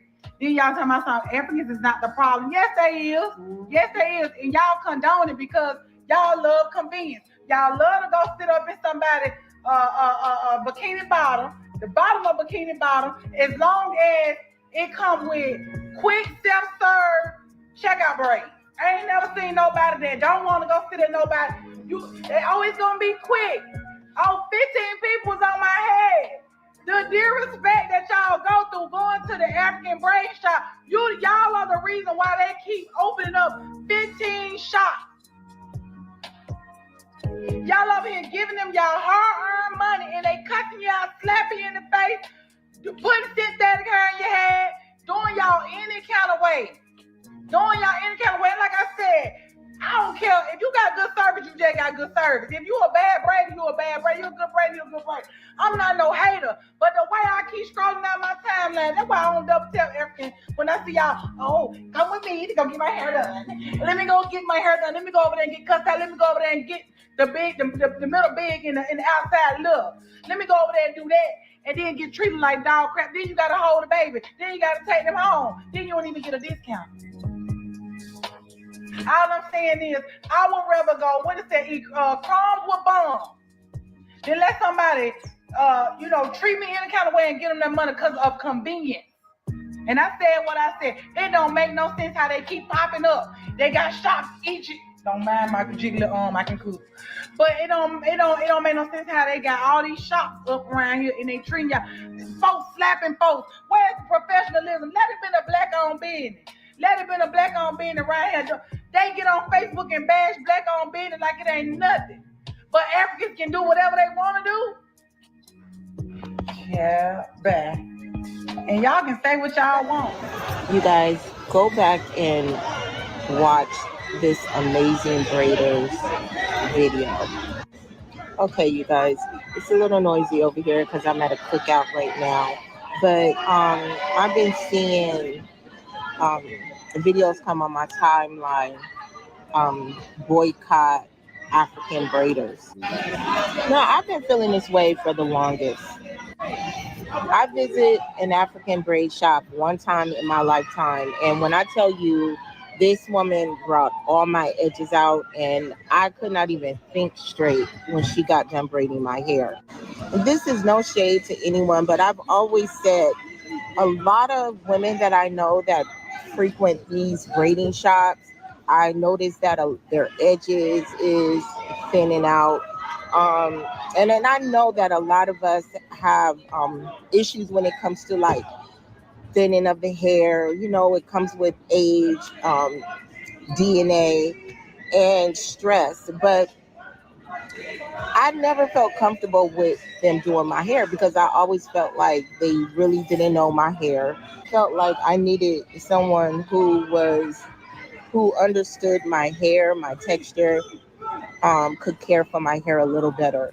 And even though my sisters, both of them, one was a braider, she no longer braids, she did that years ago, and another one is a professional hairstylist.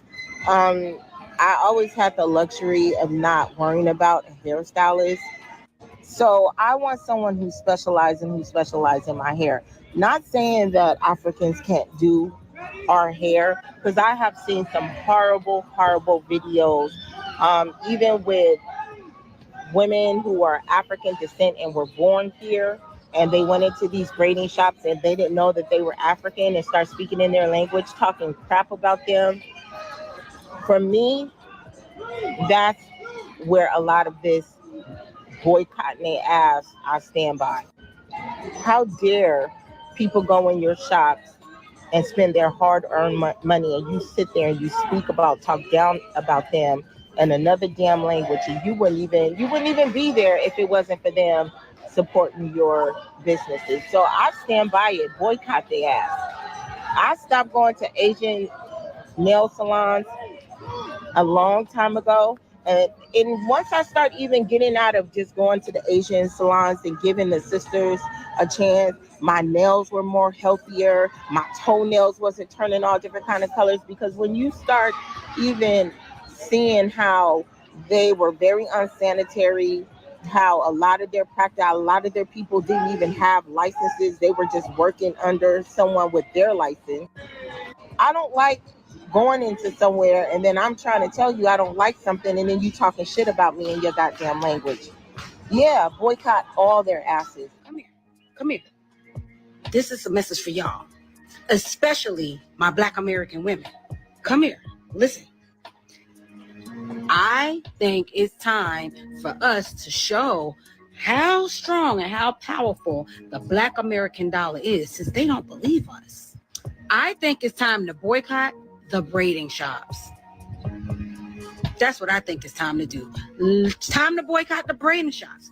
I 1,000% agree. And take it a step further. Boycott all African businesses. And take it another step further. Make sure you are promoting Black American businesses and you are putting money into Black American businesses. They are taking this as a joke.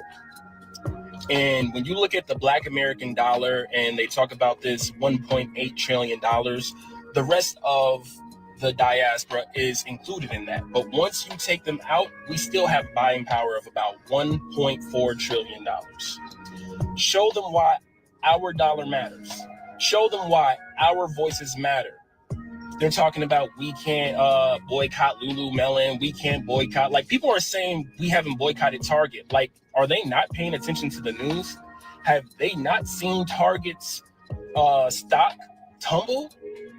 We are used to doing this. This is how we fight back, but they don't understand that. They don't understand a boycott because they don't understand that as a form of fighting back. So we're going to have to show them. And also, you guys keep trying to bash this lady, and she says that she hopes unity can happen. However, unity cannot happen if we are not respected. So first, we have to gain our respect. After that, we can possibly talk about unity. Okay, good morning, everybody. I think it's time for everybody to have this uncomfortable conversation about African braiders, okay? And I have had this conversation several times, and let me say this, before anybody starts jumping in my comment section, this is not to divide us any further. This is just the truth, y'all. Let's start with, I've been dealing, I ain't gonna say recently, but I've been dealing with Africans for a long time. They've been over here, they set up shop and they braid our hair, they be rude to us, they take our money, they talk bad about us. Not all African shops. I do know that people, y'all love a deal, y'all love a special, and y'all love the fact that it's a lot of people able to get you at one time. Y'all like convenience. But for the most part, they don't treat us well. Even I took my daughter to an African shop the other day, and my daughter pretty much said, Mama, they was gossiping. Basically, when they found out, I took my braid gel over there to them, and I told the girl, braid my baby hair with the braid gel. Baby hair turned out very pretty, and it's very neat, and it is thick. That's not the issue. She said that, the lady said that you just could go to the kitchen, your mama could just go to the kitchen and do your hair. So once they found out that I braid hair and that I braid hair at home, they had something to say, which was fine. And I'm glad my daughter told me after the fact. But what I'm saying is, all they do is gossip and talk crap in their language. You know, the professional thing to do would be just to braid. Just to braid the people's hair and make it look good and get them out of there. Don't pull on their hair and don't overcharge. You understand? They've been mistreating us. And Alice is a prime example of what they will do and how they act. See, Africans don't care if you come to the internet on them. Because guess what? They got a revolving door. As long as they open up shop and got the open sign up and got the convenience for y'all, y'all don't go. Y'all don't go. And it ain't nothing wrong with it. But what I'm saying is, y'all need to get it together. And then now, y'all seeing how they really act. Because they really praising her. They praising Alice. Oh, she ain't do nothing wrong. She ain't do nothing wrong. Hold her accountable, baby. This ain't the first, the last. They always act like this. Especially if you go back and try to tell them to correct something, or something fell out, or do this. Oh, they hate all of that. They want you, they don't like back talk, and they want you to sit there and take it. But they need, what the Africans need to realize is, y'all over here in our territory, bro. Y'all over here in our territory getting our money. You know what I'm saying? Don't mistreat us. Treat us good. Y'all have so much to say about us, but we are the reason why y'all have bread in y'all pocket. Ain't no African going to the African. Ain't no Chinese going to the Chinese. Ain't no Mexican going to eat Mexican food. It's the... Let me get up out of here. So when y'all say, oh yeah, Alice didn't do her hair, that's Alice shop. Alice talked to the lady. Alice had full control of this situation. She came to the internet with a 9-point series instead of saying, you know what? She may have made a mistake and booked one of the girls in the shop, but and thinking she was booking me, but that's not what happened. I want to deeply apologize on behalf of my salon. Boom! It would have been over, but no, you want to call the girl evil. You want to go over there to her page and talk about her child, and You wrong, baby. I can't stand when people deflect.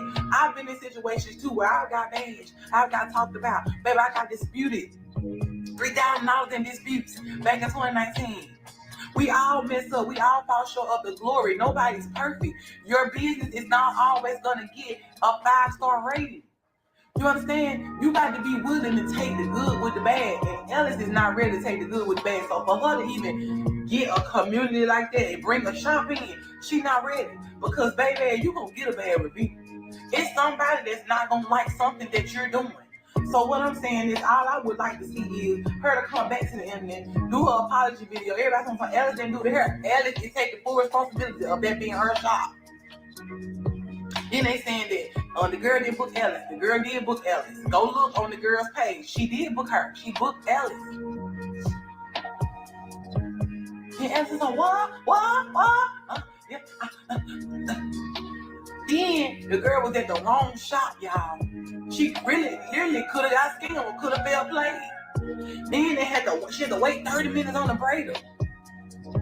Y'all not even taking none of this into consideration. The whole thing was disrespectful. It was wrong. It was rude. But y'all don't care because y'all like going to the African shop with a blanket and a bunk bed and standing there all day long. Cause as long as y'all get in the chair, it could be 1 o'clock in the morning. Y'all don't care because y'all like convenience. But really, it's not convenient.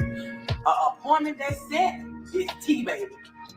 When you know you got a 9 o'clock appointment and you can get your hair done, now that's the tea. So. Y'all, I don't know who planned the boycott, okay, for August. Whoever did that shit, bravo to you, okay? Bravo to y'all. Now, here's the interesting thing about the boycott, because I done been watching the whole thing unfold. Now, when they talked about boycotting, y'all, they said, we are boycotting everybody. They was just listing folk. They was like, we are not supporting non-BA businesses. If it's not an essential item, don't get it. Okay? Boycott these content creators, these influencers, boycott these businesses, boycott everything. Change your physicians, all kinds of stuff. Basically Montgomery boycott style. Because y'all know how our ancestors did it. Right? They found all kinds of ways to not support these businesses at all. And they held that shit. They held that shit for damn near a year. But why I said the person who said it for August, whoever said it for August, y'all are geniuses, okay, is because of the fact that all the communities were mentioned, right? Everybody keep bringing up the Asians. The Asians heard, they be around, they said nothing because they caught some boycott action in 2017, and I think they learned from that shit. They didn't run around here getting these comments and start degrading or saying anything crazy or nothing to BAs, right? They stayed far away from the shit. They went missing. That's what they usually do. They go missing. Okay, they know. Now, I don't know if the Caribbeans have done much action. I ain't been in the streets. I'm going to let y'all tell me if they had got active and started saying something. But the folk who had got the loudest, right, when they had started saying them braid shots was Africans. Okay? Now, why I said that y'all is brilliant for setting it in August is because y'all gave them the opportunity to expose themselves fully. Y'all drew them out. It was a masterful draw out. I don't want the Black American community to overlook the fact that they masterfully drew these people out. They drew these people outside, baby. Baby, when I tell you they in these comments with stereotypes, I mean, it's whole clan rallies going on in some of these comment sections, baby. These Africans are holding clan rallies, y'all. They got white sheets on and cones on their head.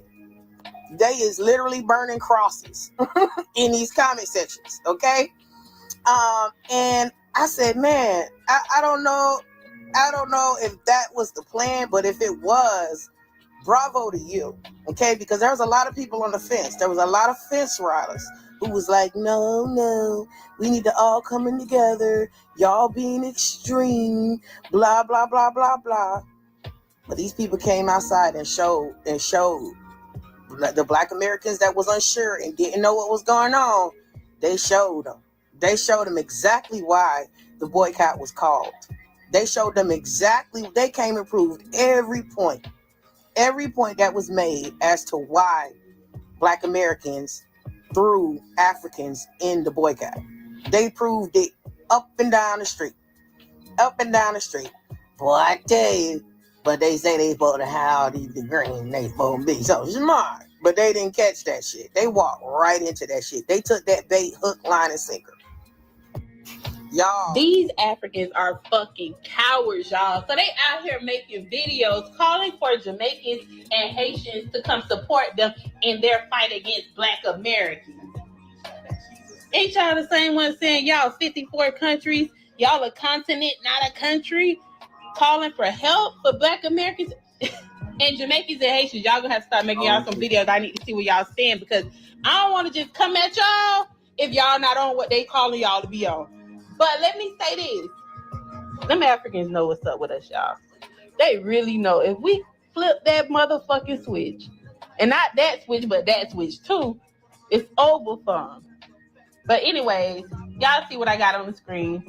Chinese people over there buying up all their stuff, putting them in 360 debt deals, their government at that. So they really have way bigger issues, which they will never try to address. I want to speak about this African tether you see on the screen before me that's telling us foundational Black Americans, if we want to go to war, let's see what it can prove. She's also calling for African and Caribbean business owners to lock their doors to foundational Black Americans. She's also calling for African doctors to boycott their foundational Black American patients. You know, now this is discriminatory practices all the way around the board. But you let an FBA brother or sister fail to receive adequate health care from one of these janky tether doctors, we gonna see to it in FBA society that medical license, they won't be having it for much too longer, that we gonna see to it that medical license gets revoked at the end of the day. So play with my people if you will. You're gonna find out quick, fast, and in a hurry that this ain't it, because them damn tethers in that medical industry, they got a long-standing history of, misuse and abuse of our people. So this ain't gonna be tolerated. We gonna see to it that damn medical license gets revoked. Play with my people if you want. Now this tethers video comes on the heels of, her maybe hearing that there's going to be an August 1st boycott. Some in foundational Black American society are planning an August 1st boycott the whole month of August of African and Caribbean businesses. And, I think it all stems from, I'm not positively 100% sure, but I think it all stems from a sister over there on TikTok who might have went to one of these African hair care shops and got janky service. So she decided to do a boycott.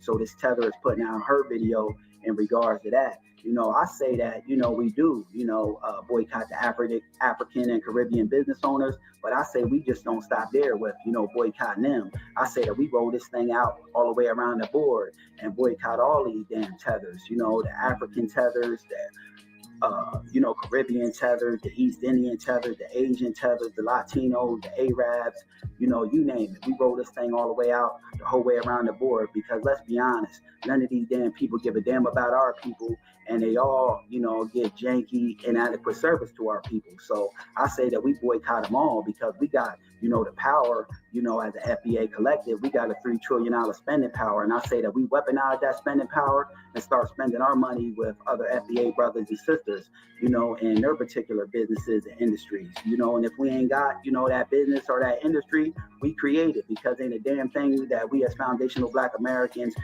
can't do. The power lies with us.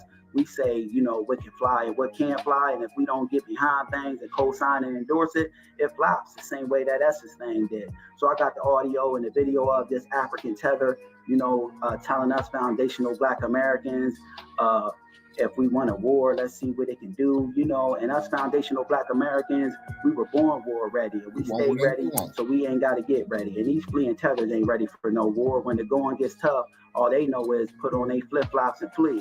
So I got the audio and the video, like I said, family, and we're going to walk through and talk about this thing. Fair use. If all of this reached a consensus of all African and Caribbeans, everybody from Jamaica, Trinidad, Haiti, and Africa, did this meet your consent? Since the Black American want to go to war,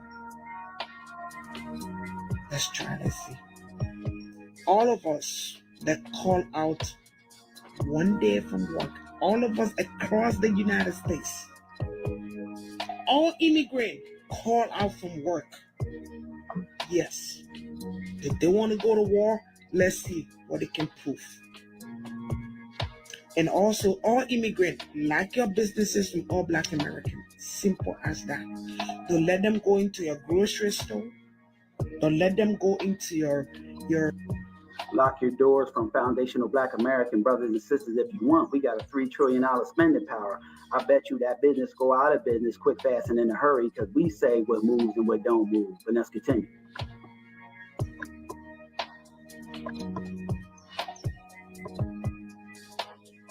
Let them go into your restaurant. Don't let them go into your salon. You want to go to war? We will. And also, we can ask all our African doctors, boycott all Black American treatment. Like I said. Yeah, go ahead and be dumb if you want. Play with my people if you want to. You know, you're going to find out quick, fast, and in a hurry. Why is there African doctors over here when Africa has a shortage of doctors?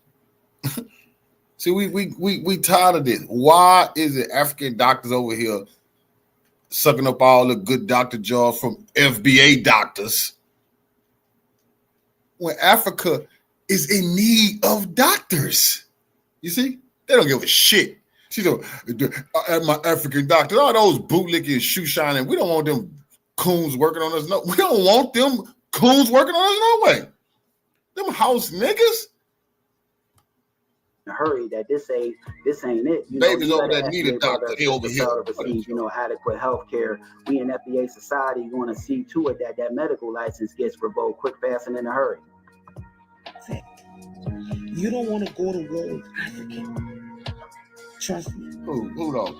We are 54 freaking countries. That's right, and only 3 of y'all are free. Burkina Faso, Mali, and Niger, only 3 countries. Ma'am, everybody else is on their knees, buffing the shoes of the Europeans and the shoes of the Arabs. That's a motherfucking fact. What the heck? We are 54. 3 free countries. The rest of them are shoe shining, buck dancing house niggas. Ma'am. And like I said, ma'am, if y'all so tough, why the fuck is Boko Haram and Al Shabaab kidnapping all those girls and selling them into sex slavery? Why the fuck are they kidnapping boys, making them be child soldiers? What the fuck are y'all doing? You sitting on your fucking couch making TikTok videos while girls is being kidnapped in Africa. It is 54 countries. And how do we know? Because y'all keep telling us 54 countries. And y'all can't come up with no soldiers that can go stop Al Shabaab and Al Shabaab and Boko Haram from kidnapping those girls? Do you know what they're doing with those girls? No, y'all rather threaten us and tell us what you don't want to do, not to come to your businesses. Ma'am, Africa barely has roads. Why don't y'all go pave roads, put lights in some of those cities, ma'am?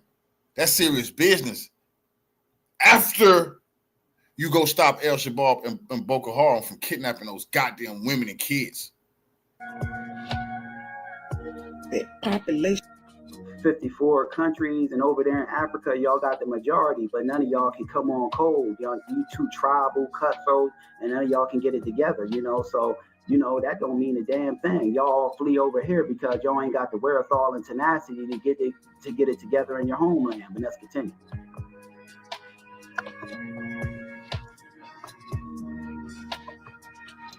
We are 54 freaking countries. The population of African in the United States is more than your Black American population. Hold on, y'all don't got more of a population than us. We're 44 million strong as foundational Black Americans over here on the U.S. soil, our homeland. So y'all don't got, more of a population than us. So you can stop, with the tether lies, you can cut that out, truth be told. Just so you know, that's the reason why 64% of the Democratic vote is immigrant. And out of that 64, 54 is Black. We know that, you damn immigrants are supporting the Democratic Party.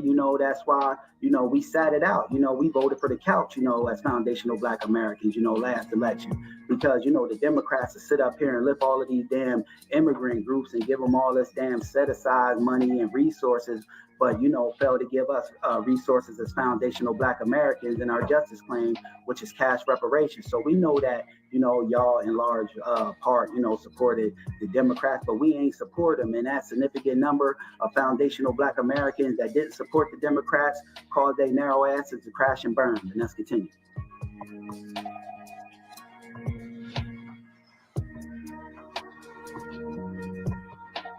Of the Democratic vote is immigrant. And out of that 64, 54 is Black. So Black America, you don't want to go to war with us. At this point, I don't care if you're a Democrat or you're a Republican, because the stupid Black Republicans that are being controlled by the white tea brought this up. And it seems to be that some of you on the Democratic Party side are also getting along. So you want to pick that fight? We can do so.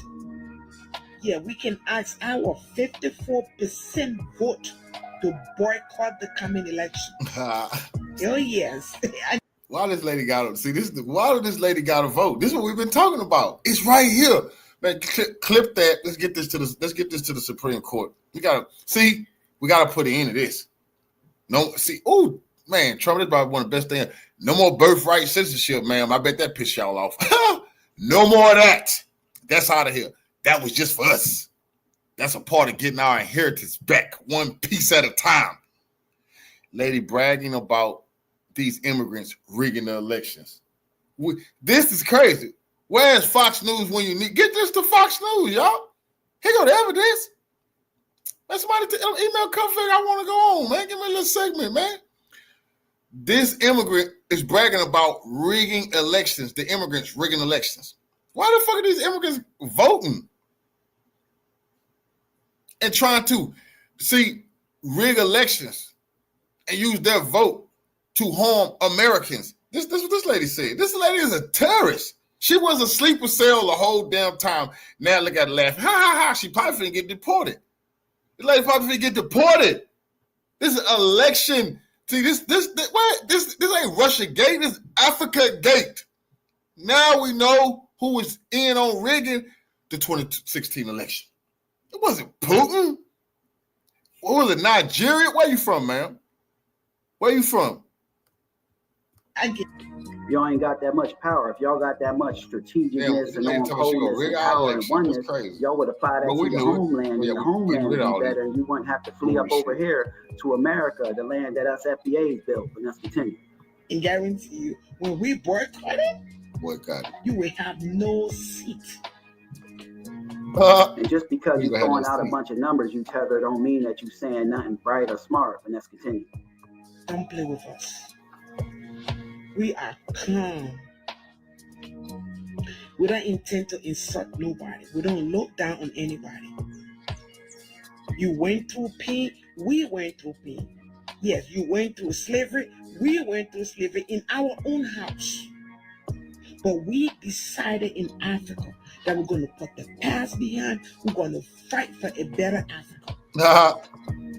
You ain't fighting for a better Africa, no way. So stop telling that tether, babble, and lie, because you can't fight for a better Africa sitting up over here under us foundational Black Americans. No one hates, their place of origin and their homeland more than a fleeing tether in all actuality, because if they had that much love and respect for their homeland, they would have stayed there. They don't give a shit. They don't give a shit about their homeland. It's not just them, it's the people from South America. I've been saying anybody.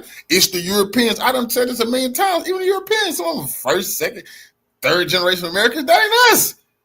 I said that even it's not just them, because them too. I said this about the Europeans. What is it that people didn't like about Italy?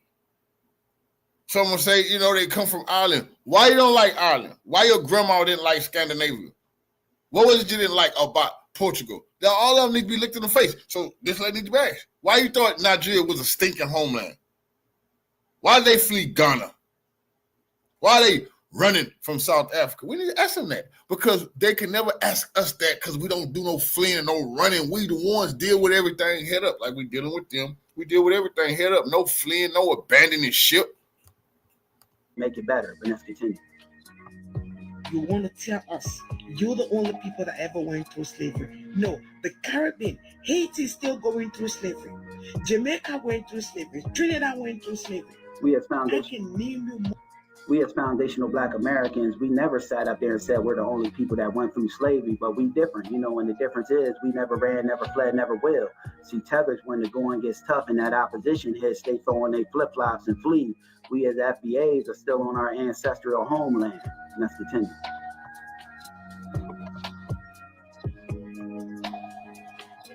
Trinidad went through slavery. I can name you multiple other African nations that went through slavery. But we don't come out here dragging to ourselves, oh, we suffer history, somebody got to pity party us. No. We work our ass up because we don't want the white teammate to tell us. Y'all was slave trading, I heard. Ain't that's what I heard, man. I heard. Didn't y'all tell us we were slave traded by the Africans? Did y'all sell us or not, man? Talking about who went through slavery. All the hell with all that. Who was the damn slave traders? That's the topic we want to talk about. That we had that challenge. We TikTok that. Huh? Go live stream that. Which one of y'all nations was selling Black people by the millions to the white man? Why don't y'all talk about that? Why that's not never y'all motherfucking discussion? Talk about who was in change. Fuck all who was in change. Who was selling Black people? Y'all want to go there? I bet that shut y'all up real quick. Y'all know the gig gonna be up. No more scamming Black people. No more come home, my brother. Scams, finesses. That's what to do. That's why we work. That's why we don't want to live. Y'all love the white man. Y'all worship the ground the white man walks on, and y'all ain't nothing but buffers used in the system of racism, white supremacy to ensure that we don't get, you know, our resources as foundational Black Americans and our justice claim in the form of cash reparations. But let's continue. If there is somebody got to pity party us, no. We're going to get everything coming to us. And we work our ass up because we don't want the white teammate to tell us what to do. That's why we work. That's why we don't want to live on the system. So if you're jealous and you're angry about that, go do the job that we do. Go to school. That's all you need to do. She wanted them tethered. That's why all these motherfuckers want to be next to her, because we was destined to make it, do everything and invent all kind of different shit. And we the civilization builders all over this goddamn world. We done moved. We done been all kind of places. We done been nomads at one time, all over this place. Hey, never forget, you can't be locked into their timeline. Never forget, at one point in time, this is what everybody forget, the continents was connected. It wasn't always broke apart. That's just what they teaching. The continents was together. There's civilizations everywhere. We are civilization builders. But what these individuals they're pulling the same tactic that the Americans have pulled with us. You know, they want to attach themselves to us historically. The same thing the whites. That's why the whites will say, well, they're tied to the African Americans through bloodline and mixing of the families. They actually say that. That's why after slavery, some people go Liberia. The real whites like, oh hell no, that's the jewel of the world. Them. And then you look at all inventions that start, and everybody here should know the list of inventions that the Black man was creating coming right out of slavery. You think that just accidentally start doing? No, you've been doing that. And these scammers know that. These finesses over there in Africa, they know that. That's what, no, you my family, we your cousin. Nah, you trying to get on. Come on, man. We don't have time for all this. We see right now what's going on. We see right now what's going on. Nobody want to stay in their homeland and civilization build. They want to come sit up under us and get in on what's going on here. Come on now, stop it. that I came over here with $2 and I just work hard, you know. But what they not saying is that, you know, they giving all these damn resources and aid, you know, when they come over here. And, you know, we as foundational Black Americans, you know, our ancestors made that lane for them to flee their narrow asses and behinds over here, and we're locked out of them resources and aid, you know, and set aside when we go to get them, you know. So that's a bunch of complete nonsense that they come over here with $2 and they just work so hard. Because if they worked that hard, they would have took their hard work and, you know, them ethics and applied it in their homeland instead of fleeing up over here. But let's continue. Go to school. That's all you need to do. I saw your video where you're calling for them to boycott African restaurant and Yeah, but family, in closing, I say that we boycott the African tethers along with, you know, the damn East Indian tethers, the Latino tethers, the Arab, the list goes on, and you name it, because we're foundational Black Americans, and we say, you know, what's hot and what ain't hot. You know, we got a $3 trillion spending power, and if we don't, you know, get behind things, they're going to flop quick, fast, and in a hurry. Just my thoughts on the matter. Hey, we don't need nobody, man. We don't need nobody. Nobody won't leave us alone for 1 second because they're going to miss out. That's a fact. Everybody want to put their hands on our shit. The years they've been patenting everything we motherfucking do. Now we got, it's so crazy. Now we got people in the hip hop community. You don't know who the fuck they is. You don't know where they people come from. We got to check resumes now. It's crazy. It's like that. We got to see who people. I said it yesterday. I never thought it would come to the point in time to where when Black people say something, we got to ask them where their great grandma come from. That's where it's at now. We got to know your lineage. It ain't come to that point now.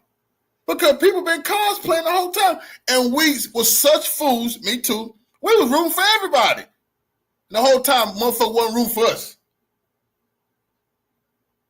In sports, every motherfucker thing. You look up in the NBA, the blacks that's not from America, they the ones that's getting promoted the most. If you ain't from America, you're going to be the MVP. You're the next shining thing. You can be the 2 times if you're not a Black American. I looked up, I said, the NBA, they trying to promote everybody but us now. When this happened? Right under our nose. Oh, y'all the old thing. Y'all the Greek freak, he the new thing. Or that boy from Philadelphia, Embiid. Like, what the fuck? Y'all doing this on purpose, right? Black American woman got on here saying how she wanted us to boycott like African braiding salons, right? So African nurse gets Black actors. They hiring everybody from Britain. If you a British Black person, then you get the fucking job to play the Black people. People can say that.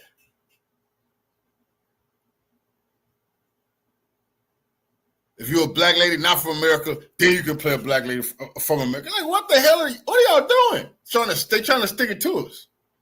They hate us. They hate us. And that's why everybody hate our stinking guts. Now, it's good that we're in this position now. Because now we can see a little bit clearer. See, I work at my best when I know what time it is. I don't like it not. Okay, now we can be at our best. Everybody hate our guts, cool. Because we feel the same way. We feel the same way. Now we're going to see who come out on top. Here and says this is war. It says that she's going to tell the doctors at her job not to treat Black Americans. Like, goddamn, bitch, you want us to die because we don't want you to braid our hair? You think we should die because of that? This is what I meant. I just made a video saying that all. Imagine we can all just be within our culture. If we want to hoop or play football, or we want to rap, or we want to make Black movies or whatever, or any type of little, we can just do our soul food. We can do our type of cuisines and be all right. If we say, you know what, nothing outside of us, we still have a functioning fucking economy. Do you know it's other people outside of cosplaying hip hop, acting like our athletes, acting like a Black American actor, some type of Black American poet or something, cosplaying us in business. If they can't do that, that's the end of them. That's a fact. Skin folk ain't kin folk. I just said that 2 days ago. It's ridiculous. That is just that is over the top, and that is not necessary at all. You gotta relax. And they found her job. They had already found her job. I got the video. I don't know if I feel like getting somebody fired today. I might think about it. I saw somebody else contact them already, so it's out of my hands. I might not even need to do anything. I don't know why y'all keep getting on this internet playing with these Black Americans. You're going to get fired every time. So let me say this. Like I said, it is very, very important when you see somebody edit somebody's video and put it on the internet. Do yourself a favor. At the end of the video, go and search for the person who actually made the original video. And when you go on the person account, make sure you scroll down and find that identical video and play it for yourself.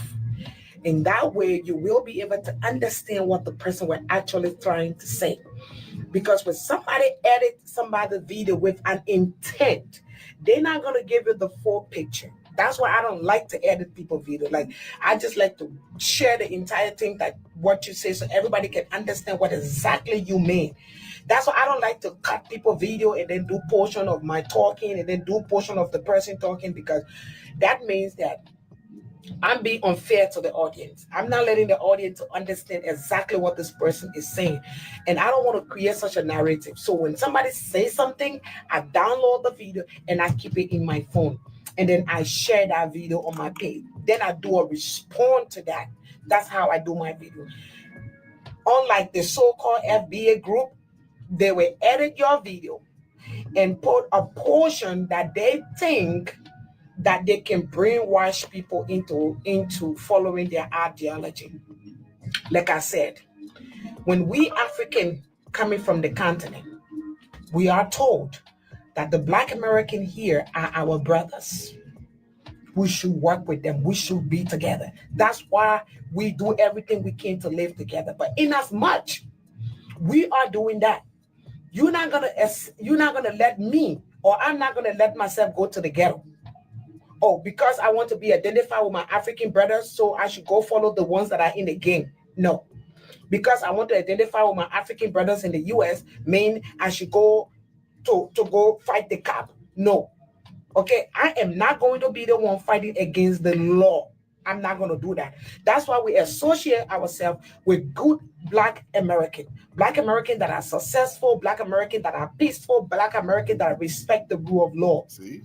We associate ourselves with them. We go to party, we work together, we eat together. Some of them go to Africa for vacation and come back and forth. So we have that relationship. However, the festival was sold to a white man. You didn't protest. You didn't complain about it. The white man was trying to change the name, the African festival. He was trying to erase that name and bring something else. Now, it got to the nerve of a Liberian who is also an African. Decided, I'm not going to sit here and allow something that Black people had fought for to be erased by some white person. So I'm going to purchase it. So he bought it. When he bought it, he decided that, okay, what I'm going to do is I'm going to use this as a stepping stone to unite the entire Black race. So I'm going to bring everybody from the continent, everybody from Jamaica. As long as you are a Black, I'm going to make it a Black thing. So he incorporated everybody else on board. Oh, now, some of you, he's a hero, right? That call yourself so-called FBA, so-called, went to the festival and got angry. Apparently, that was when you found out that it was a Black person from Africa that bought it. Oh, you started complaining. Why Jollof have to do whatever? You started all the complaining. Your own Black American brothers told you, stop. What you doing, FBA, is not good. You bringing segregation in the midst of us. This is wrong. You refuse to listen to them. You kept on going. Then you start calling in names. You start calling everybody names. Then there was another lady. Why didn't you listen to Professor Griff? We don't give a shit about what Professor Griff say, man. See, I tell you they're going to do this. Your Black brothers, name them. Name them. Name them. And we're going to cancel their motherfucking ass. Whoever these immigrants use against our people, their ass is getting canceled. They better watch it, because she almost fucked somebody up. Your Black brothers, who? Who sided with you against us? What's their name? Who posted a video and said, okay, If the Easter festival is so important to you, why is it that Beyonce didn't buy it, Jay-Z didn't buy it, all the big black celebrities that got so much money could not buy it, but it took an African to purchase it and save the name? Then you came back at her. You came back at her, you called her names, you went on her account, you took photos, you took videos, you even went on her Facebook account, you started attacking her children. You jealous of Jay-Z and Beyonce, jealous ass scammer.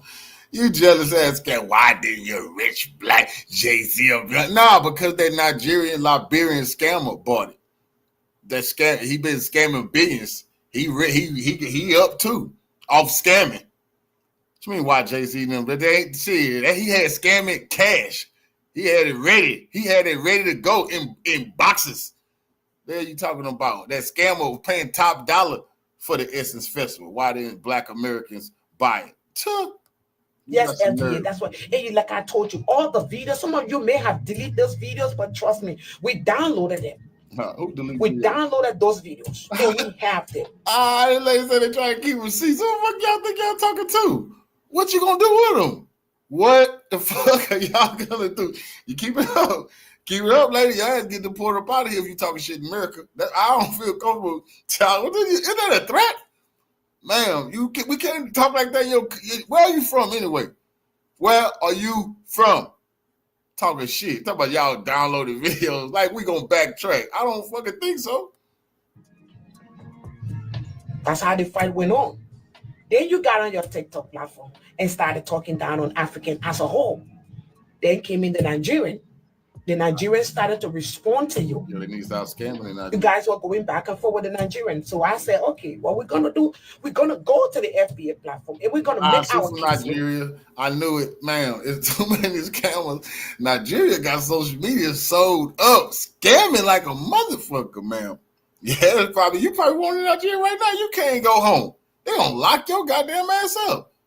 The fuck you finesse the shit out of people selling oil, bootleg oil on the black market, all that type of shit. What I want to ask you, lady, is why the hell aren't you gathering soldiers to go fight Boko Haram? They're in Nigeria kidnapping young girls and selling them into sex slavery, man. And kidnapping boys and forcing them to be child soldiers. But you over here talking shit to us on TikTok. How the fuck you should be making TikTok videos about freeing the young girls kidnapped in your homeland, man. That's been going on for a long time. And we was upset about that. We didn't like that. But I'm wondering if girls was kidnapped in my homeland, there's hundreds of young black girls kidnapped by local gangs, held sex slavery, hundreds of our boys kidnapped, held as child soldiers. Man, I wouldn't have no time to be doing no YouTube live videos. I gotta be in the street. All that's going on in Nigeria, and you got all this time to be all in the videos, like Suge said. With them. When we go to your platform and we try to explain to you that you are in the wrong, FBA, what you're doing, you start cussing us. Yeah, you started cussing us. You start cussing our food. Then we came back and said, oh, you want to talk about food? Yeah. Oh, the last time we checked this. See? That's when we started. Yeah, what did you say? The next day you said, you're not African. You don't want to be African. We should stop imposing ourselves on you. Yes. You're not African. You don't want to be identified as an African. You should. Stop fucking being overbearing. Like angry, scorned lovers. God damn. We have to pray and do meditation. Y'all trying to put voodoo curses on us. Let's get our mojo right. Yo, you wicked, man. Look at your eyes. Look at your damn eyes. You haven't slept in months. Lady, you are wicked. Fucking voodoo priestess. Hell you talking about? Talking about our cuisines. Man, you don't want to do that with us. We defend y'all, man. These white folks are all kind of disgusting. Dirty videos of what the fuck is going on. And we defend y'all, man. They say they wrong for finding backwards towns in Africa where they eating dogs and, eat cannibal warlord villages, eating people, eyes red, they on all kind of exotic drugs. Man, we have to defend it. We were defending that shit all our life. You talking shit to us? Come on now, man, y'all are delusional. This is a sad fucking day. This is a sad day. And you know what? Whitey, yeah, they loving it. But y'all ass better stand down or it's going to continue. So we say, okay, you don't want to be an African? Fair enough. Take the goddamn name African from your back. Use African American. Use whatever name you want to use, but remove the African. And for It's some type of gang or something? You gonna take that off your back, right? You taking that tattoo. What the fuck you talking about? You can't wear that no more over here, home. Like, where the fuck y'all got to? Man, look, bro. We don't give a shit about the name African. All due respect. That don't haunt. I swear to God, it will not. I don't want nobody calling no damn African American. We don't like that shit. We saying FBA, y'all pissed. Y'all really pissed because y'all stock went down. This is all about. Once we drop the African, pew, pew, pew, pew, pew, pew. You're nobody till somebody kill you. You're nobody again. Shit. Nobody like, oh man, y'all ain't. So y'all ain't down with them no more? Oh no. Wait, please. Y'all not down with us? This shit might hit the NBA too. Oh, for real? No, fuck no. No more cars playing, nigga. Back to playing soccer. Fuck no, y'all ungrateful bastards. Y'all ain't finna become making those motherfucking $300 million contracts talking shit. No, that's when it was all good. It ain't all good no more. Fucking go run track or something. We see y'all at the Olympics. Who want to be African, who accept their ancestors, who acknowledge that their ancestors came from Africa. Our arms are open. Our arms are open because they are part of us. They are our cousin. Despite the fact that they were taken into foreign land and their great ancestors were sexually abused the same way they did in Africa, we understand the pain they went through because we too went through the same pain in Africa. So it is time for us to unite. So to those Black Americans who accept their African heritage, we are all African. They don't have to take their bags and move to Africa before they can be African. They can live right here. But the fact that they identify as African American, if you touch them, you touch me as an indigenous African because we both are African. But you, FBA, said you're not African. And that's where the fight got out of hand. We went on your platform, you called our name, you start saying all kind of shit. Then I came back and said, okay, if you so hate us, it's not a problem. Just remove the African name from your so-called FBA. A day later, on your platform, you said that your FBA is going to petition President Trump to see to it that all Africans leave the United States. That was what you said. We recorded you. That you want to campaign for all Africans to leave the United States, including Jamaican. That was your statement. You said we were coming from Africa, we were crossing the borders. We told you no. People who come from Africa, we got to get on the plane to come here. We don't know no road, no shortcut to come through Mexico. We got to get on a plane. We get visa to come here. So what we do, we overstay the visa. We're not the one breaking through the border, but you still didn't agree with that. You kept on. And so while you were doing that, you called it for Trump to send all African back and you would take over the African businesses. So I came on TikTok and I told you that you don't need to do that. All you need to do, go protest, ask Congress, ask the European government to stay out of African resources. Because whatever you survive on in the West is literally coming from Africa. The raw material is coming from the continent. Then the next video you came out with, you said, if we boasting that we have everything, you're going to boycott all Africa. That's Europe, man. That's France. That's them. The United States do not survive off no motherfucking African resources. That's Europe, Roachin. You talking to the wrong people. You need to be talking to Europe and the Black people in Europe. The U.S., don't survive off no goddamn African resources, man. That's not true. African businesses. And I did a video and I said, oh, African businesses? Okay, you don't have to boycott it. We just need to help you boycott it. We just need to call all doctors, all nurses, all hair braiding and everything. And we say, okay, today I'm tired. I'm not working. We call out. If you feel that we taking your job, we're gonna call out and you can come take it. I do you one better than that. I see your call out and raise you. I'm gonna raise you, man. We just poke high stakes gambling. Don't call out. Go home. Don't call out. No, don't take a week off. Don't show us in a month. Go home and do those amazing things in your homeland. Build your homeland up, man. You need to be explaining to us why the fuck you don't care about your homeland. Why won't you make Africa the great place that it could and should be, ma'am? Why does Africa have to be so poverty-stricken, ma'am, that you don't want to live there? But you talking shit to us about the greatness. That don't make sense. I believe it's great, but y'all showing us, y'all are the cowards. It's great for the people that's there. The people whoever talking shit to us that's there, they in a better position than y'all. Whoever online from Africa talking their shit, I can respect that. In America, talking shit, man, you done already lost the fight.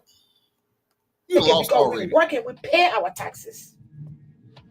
That was enough. We do not want you. Came back with another. Pay your fucking taxes to your own government so they can get roads and lights. Help light the streets, help get clean water.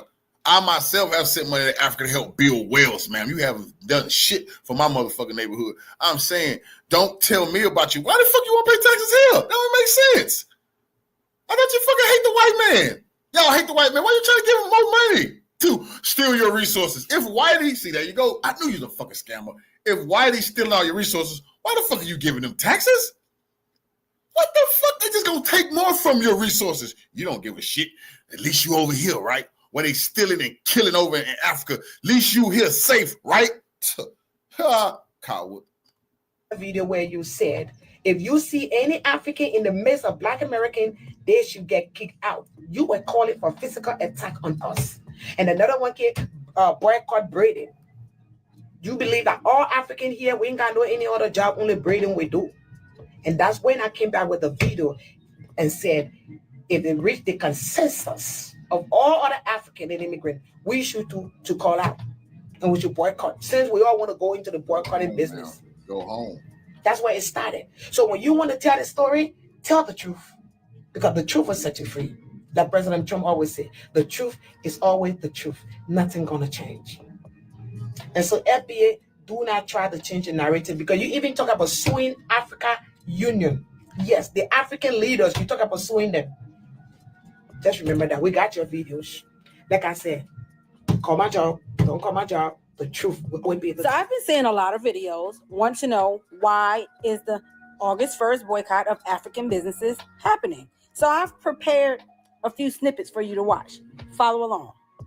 You Black Americans, you feel so entitled over what? The next right. Lazy ass motherfuckers. Yes, you guys don't they like. Just don't know the sanctions gonna be forever now. The sanctions that we put on their ass as the FBA government of America, it's like the U.S. government. They don't, if they put them on you, they ain't never coming off.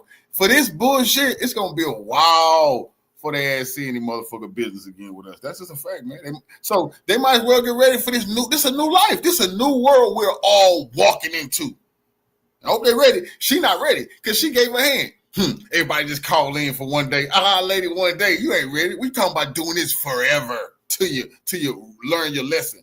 And we wipe that smile off your face. You talking about one day. Black Americans at all.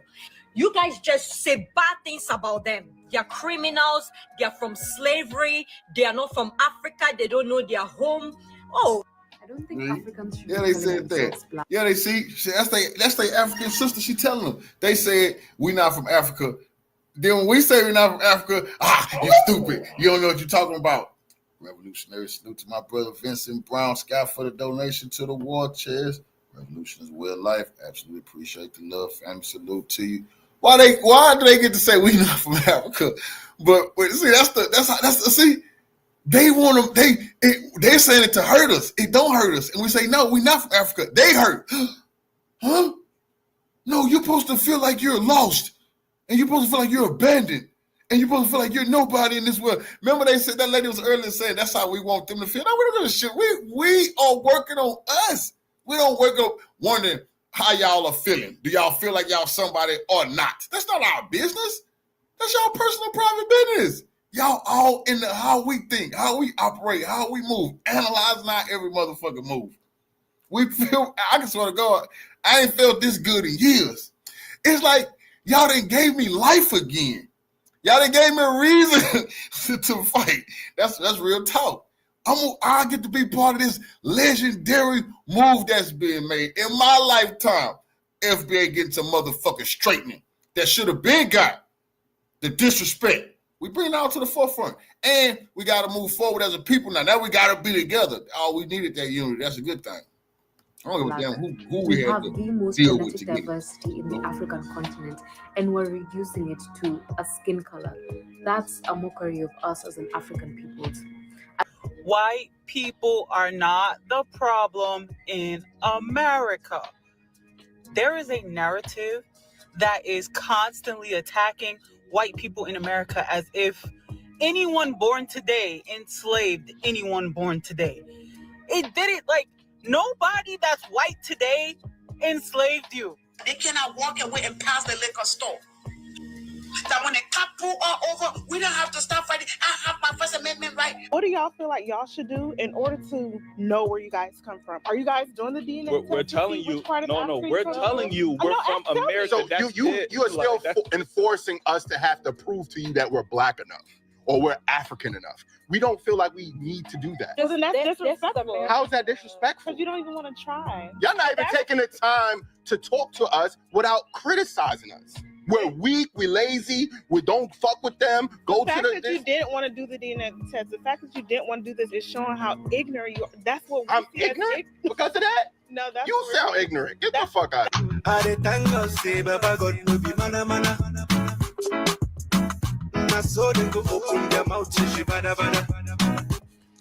Those of you who wanted to know why these African women, they've been very disrespectful, like I have brought up. And I don't want to, I'm not trying to laugh at their culture and things of that nature. Like I say, they've been very disrespectful to black men.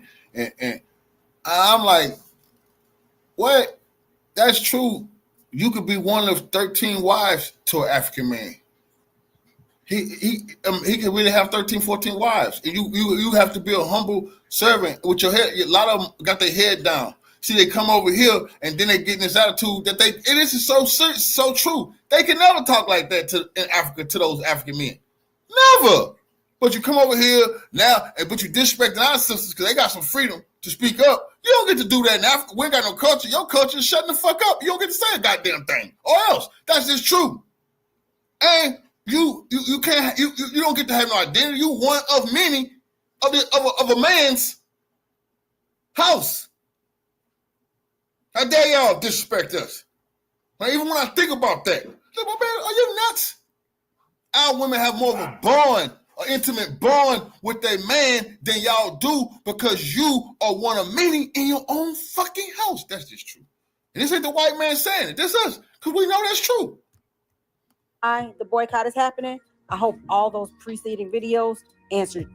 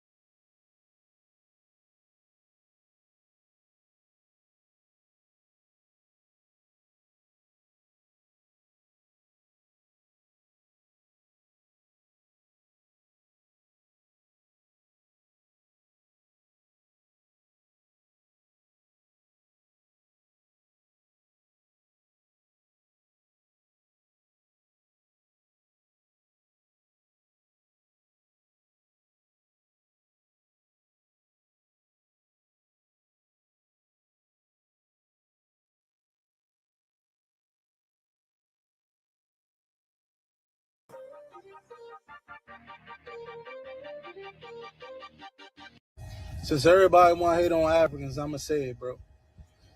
Since everybody want to throw hate on them, I'm about to show them some love, bro, by telling the truth. Watch this. West Africans, bro, especially like Nigerians, bro, when they come over here, they do very well, bro. They come over this joint, they do very well, bro. They make sure their children stay off the streets. They put their children in college, bro, and they mind their business, bro. Them people are not bothering anybody, bro. They come over this joint, bro. You see them become doctors, engineers, IT professionals, bro. CEOs, bro. The CEO of Red Lobster right now, bro. It's a Nigerian man, bro. So y'all coming on this joint, y'all dissing them, bro. It's like bro, them people. Where I'm from, if you become successful and don't do for your community, you a fucking coon and a shoe shiner. If you rise up and then you don't help the downtrodden where you come from, you ain't giving back. You's a coon. Now, why is it, like this brother said, people from West Africa, whatever part of Africa they're from, become doctors, or whatever that fuck they become, engineers, whatever they become, raise their children to be good citizens, however they do it, it's all good. But why you not doing that in Africa where you from?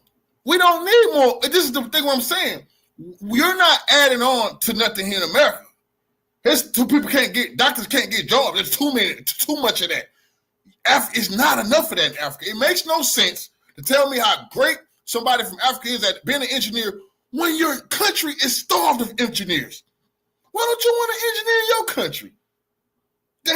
That's what I'm not understanding. People say, well, the money's better here. Well, you're not selfish. You all about money. That's the fucking problem. You're a sellout. And we finna have to put people in their place.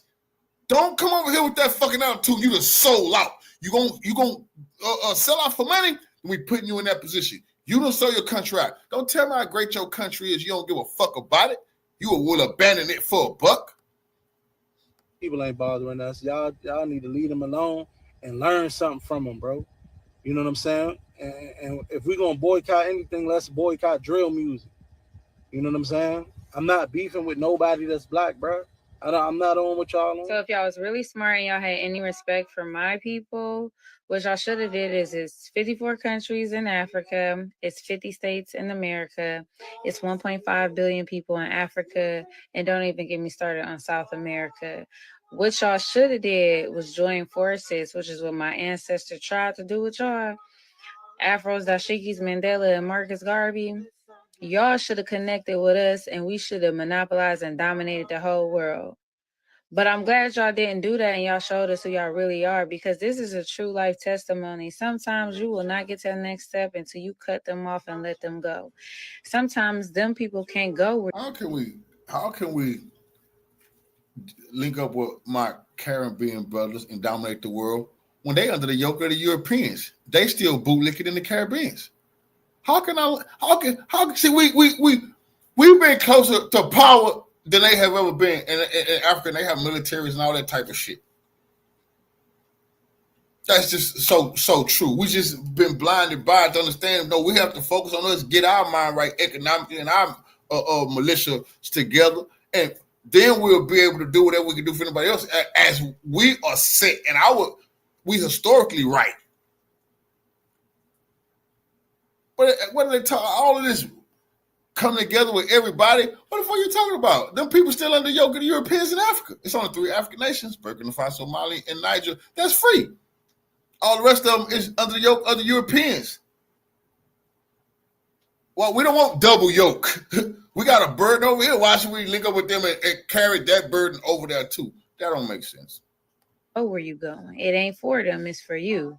And I truly believe that we ain't gonna get to that next step until we cut them off. They done already showed us how they feel about us in real life and on the internet when they took the TikTok away and they banned it. How many times do you have to keep getting stabbed in the back and getting holes poked in the boat? Your ancestors told you all skin folk ain't kinfolk. I would say to everyone listening, all those FBAs and pretending and stuff, anyone that see this people picture, send them over to me. I have a plan that we can, embarrass them publicly. Because if we let this thing, hold on 1 second. Wait. Let me finish. We can get them. Finish. I will give you. Chop, let him finish. Hold on 1 second, chop. Let him finish. Chop. We know about the computer. We'll get them. Chop. Hold on 1 second, bro. Yeah, let him finish. Hey, I don't want to say my professional up here, but I can track anybody down and get the full name and all the records, even I don't live in the US. So give me those people pictures. If you go on any pretending live, those people that are saying these things here, get the pictures and let's try just to embarrass them publicly. I got a lot of screenshots. I got a lot of screenshots. scammers, hackers, scammers and hackers, bro, upset about our economic sanctions. They want our pictures.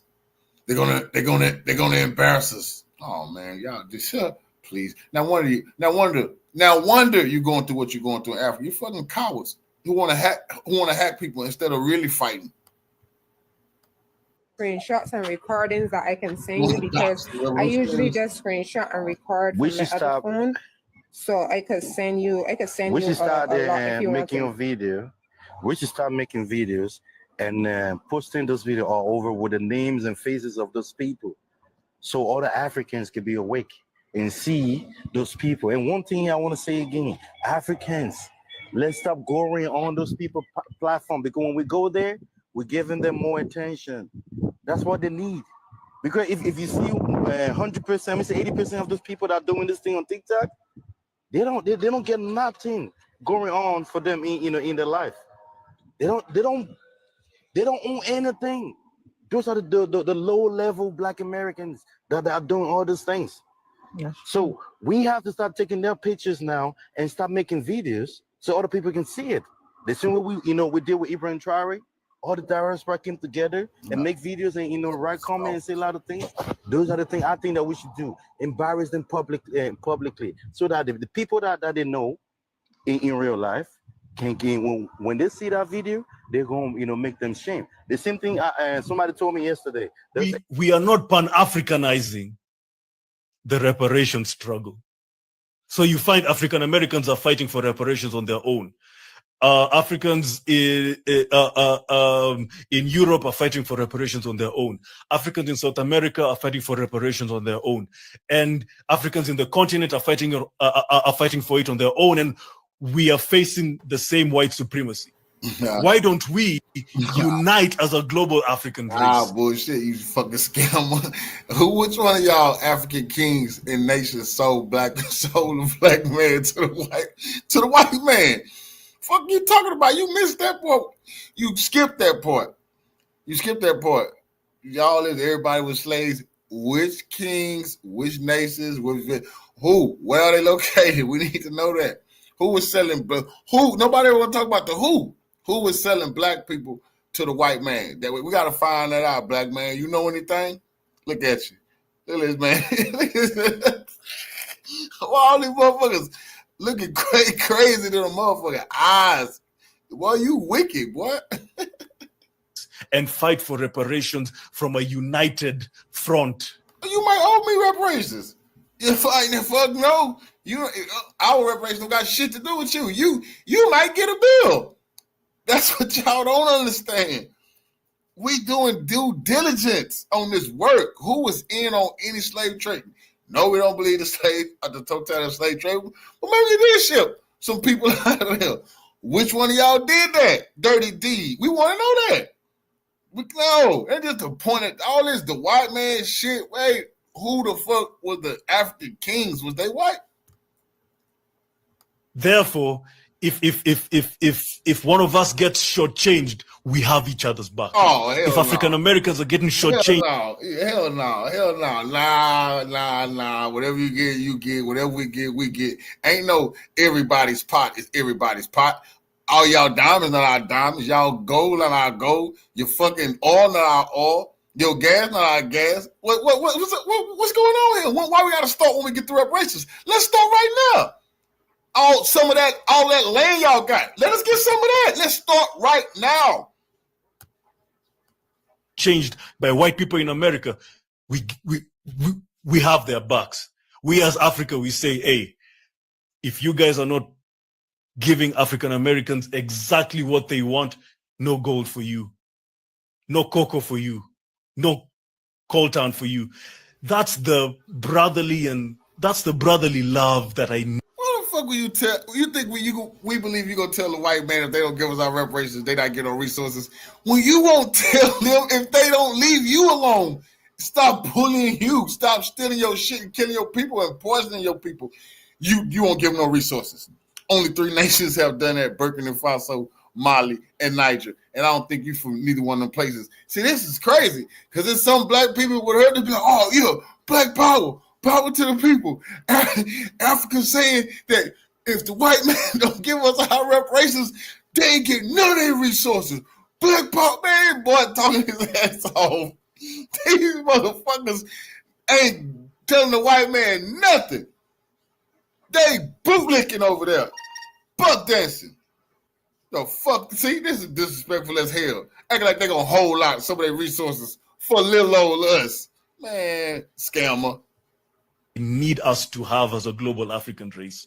We are stronger together. We are more, and we will get far together if we fight for reparations from a Pan-African standpoint. We need to be united in this. That's how the reparation struggle can be very powerful, and that's how we will intensify the struggle, and that's how we will get exactly what we are owed.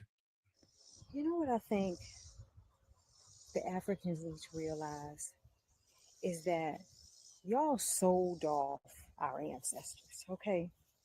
Like, y'all don't get no claims to us, to nothing we got going on, none of that shit. Y'all sold off the stock that you didn't want. You sold off the good stock.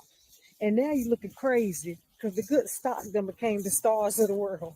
That's not our fault, okay?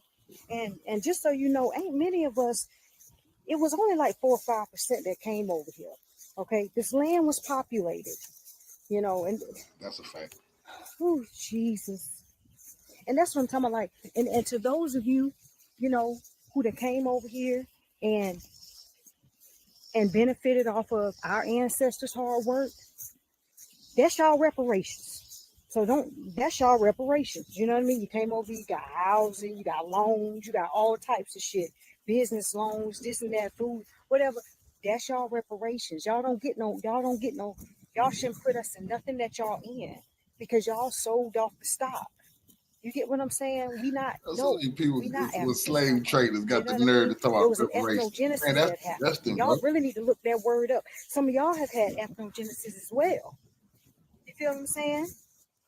There's a mixing of people, and out of that mixing of people, a new people are born. That is us. Like, I don't understand. You know what I mean? But understand, y'all don't mix us in no shit y'all got going on. Y'all got y'all reparations when you came on. We can't go to Africa and get shit. We got to bring a bag.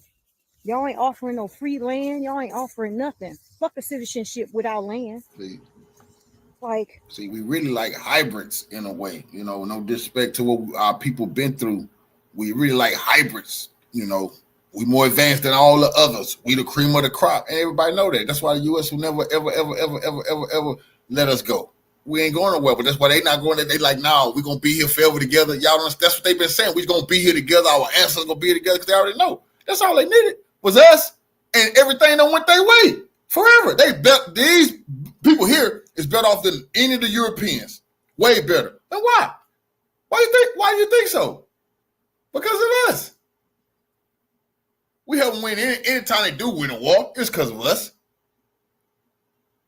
You know, a lot of their income that keeps the stinking economy, their economy is built on paper, but the real bloodline of the economy is us.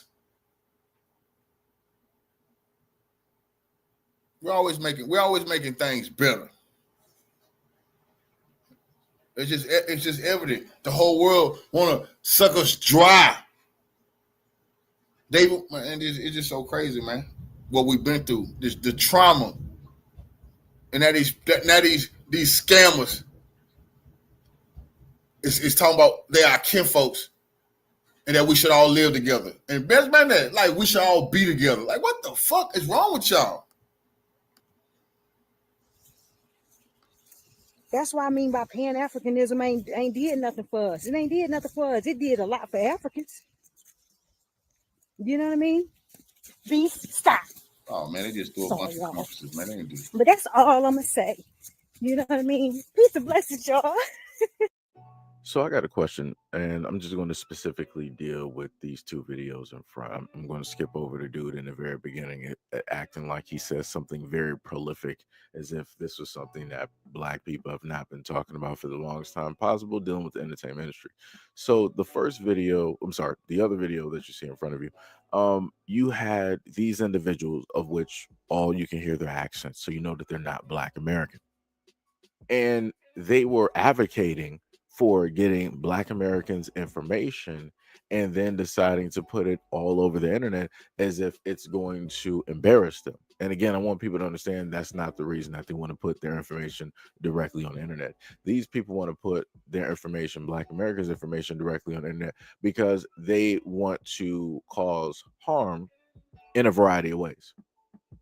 And in a lot of instances, some of these people also hope and wish that, very negative things will take place and happen to Black Americans because of what it is that they are stating. Now, I want people to understand Black Americans are simply stating to a lot of people that respect is earned and not given. Black Americans are simply stating that, we accept the fact that going by history, going by the books, we accept the fact that, hey, you guys gave us up. You guys sold us. You guys did not want us. You guys did not consider us any type of value. You didn't even state that, hey, we made a mistake. Let's go back and just, pick them back up and bring them back over and rectify the situation that way. No, no, no. You guys didn't want to do none of that. You guys left everything for dead. And we're like, you know what? We're fine with that. So because that is what it is, we are completely separate.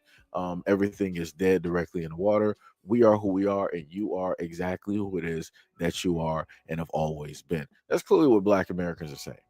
But for whatever reason, people want to take this in a whole different light. And a lot of these people who are immigrants, migrants, whatever you want to call it, they could be from the Caribbeans, they could be directly from South America, they could be from Africa, wherever it is that they come from. These people are getting online and specifically stating that they want to release Black Americans' information. Huh? Color me surprised. And again, I've covered this content for a very long time, and at not one point have I stated that, yeah, Black Americans, we need to come together and do this, that, and the third, and da, da, da. I'm not trying to sit up there and put people's information out there. I'm not trying to put where people live. I'm not trying to do any of that when it specifically deals with these incidences of which these videos of these immigrants, migrants, Africans, whatnot, or whatever, where it is that they specifically come. I'm not out there trying to do that. Not out there trying to do that. Not at all. But yet, this is what they're trying to do or are going to do when it deals with Black Americans. And nobody finds that to be weird. Nobody notices how this is escalating to a point of which that those out there who have these accents, those out there who know who these people are, those out there from their tribe lineage and all this other. Notice how none of those people are trying to stop these people from what it is that they're doing. Like I said, you're going to inevitably reach a point of no return. And it's not going to be because of Black Americans. Now you guys are trying to push this to an extent of which is going to have far-reaching consequences and effects on a variety of people directly out here. But oh no, you guys don't care because emotionally you feel a certain type of way. And this is not the first time that we're going to have somebody being massively disrespectful. I have a video coming up of an African woman who is directly from Africa. You can hear the accent and everything, and she's in the United States, and she works for the medical field. And the things that she is completely, so I'm going to have just her whole video up there in its totality, and the things that she is stating up there are ridiculous. And it could lead to medical malpractice, of which Black Americans have already suffered directly in this country. The things that she is specifically stating, working in the medical field. So, like I said before, to a lot of y'all out there, y'all are not trying to get the reins, and y'all not trying to control your own folks directly out here, going on TikTok, YouTube, wherever, and they're stating things and saying stuff that they have no business saying. So be it. So be it. Again, this is the type of disrespect that Black Americans talk about all the time, that you and your people deliver to us for no reason at all.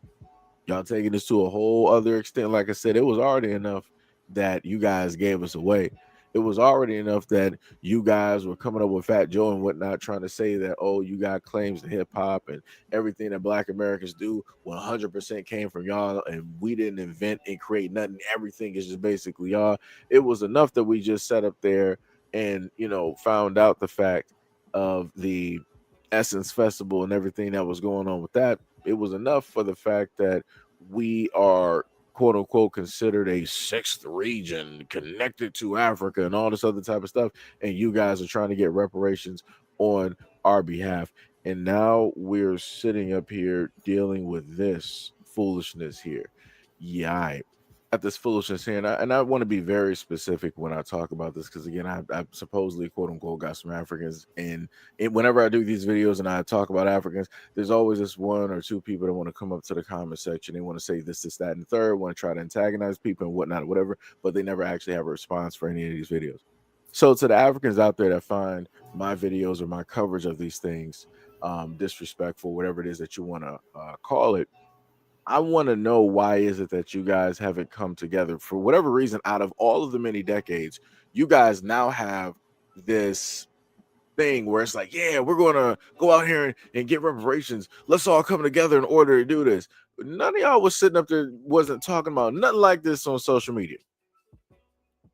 All the times that we didn't really have social media and people could have been really putting out videos, none of y'all was really talking about this and moving like this.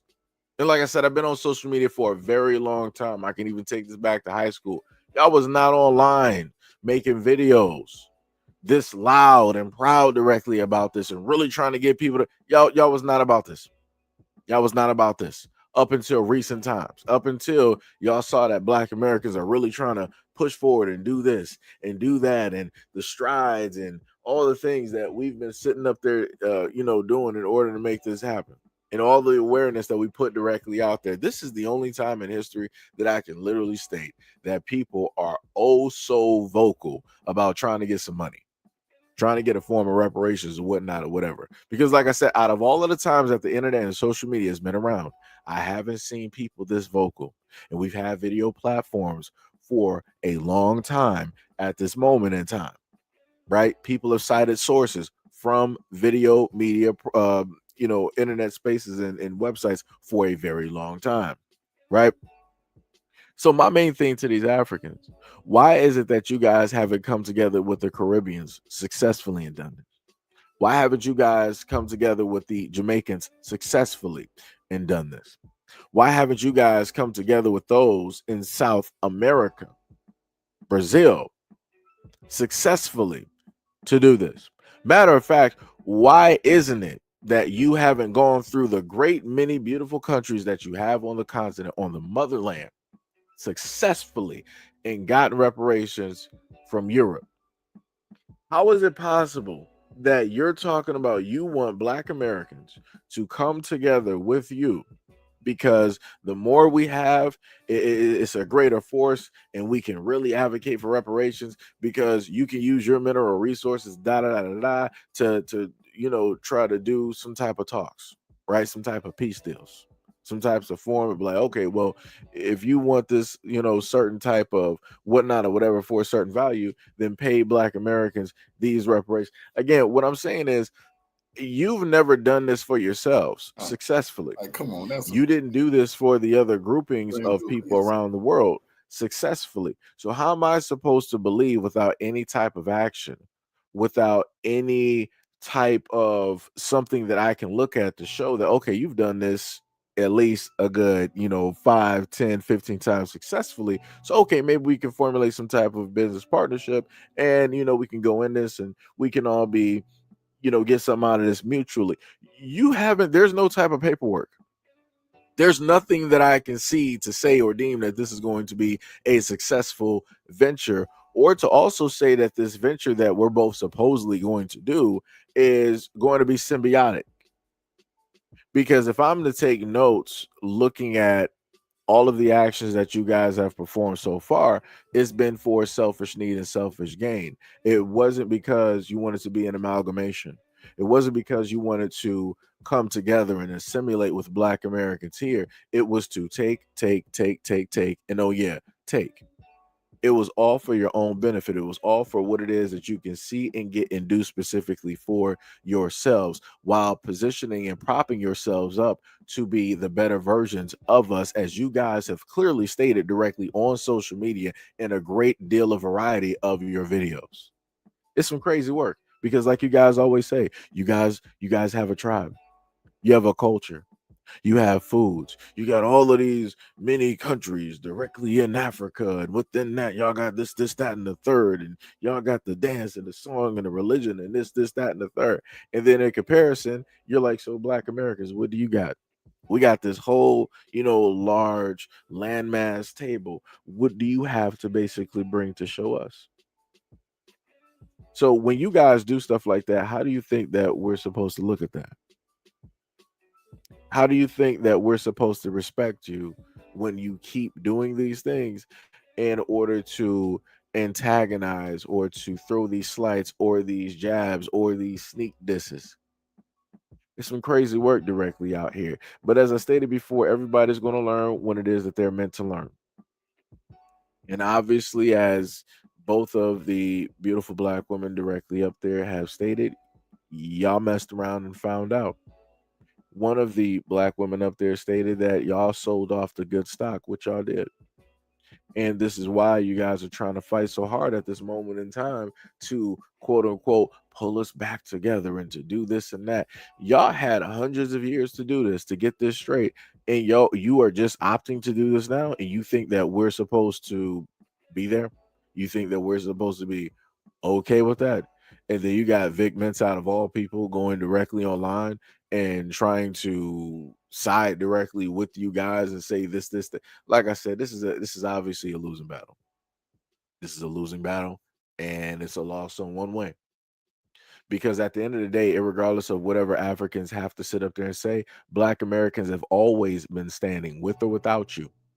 And specifically speaking on when it deals with America, we've been standing 10 toes down without y'all. We done fought, we done struggled, we done died, we done came back, we done built, we done had stuff burned, we done rebuilt, we done just had stuff burned again. We are the definition of get it out the mud. We've sat up there and assimilated and tried to figure out a multitude. Like I said, we've been morphing and anamorphing and doing a variety of things throughout the United States without you guys, without help of any of you guys, without help of any of y'all.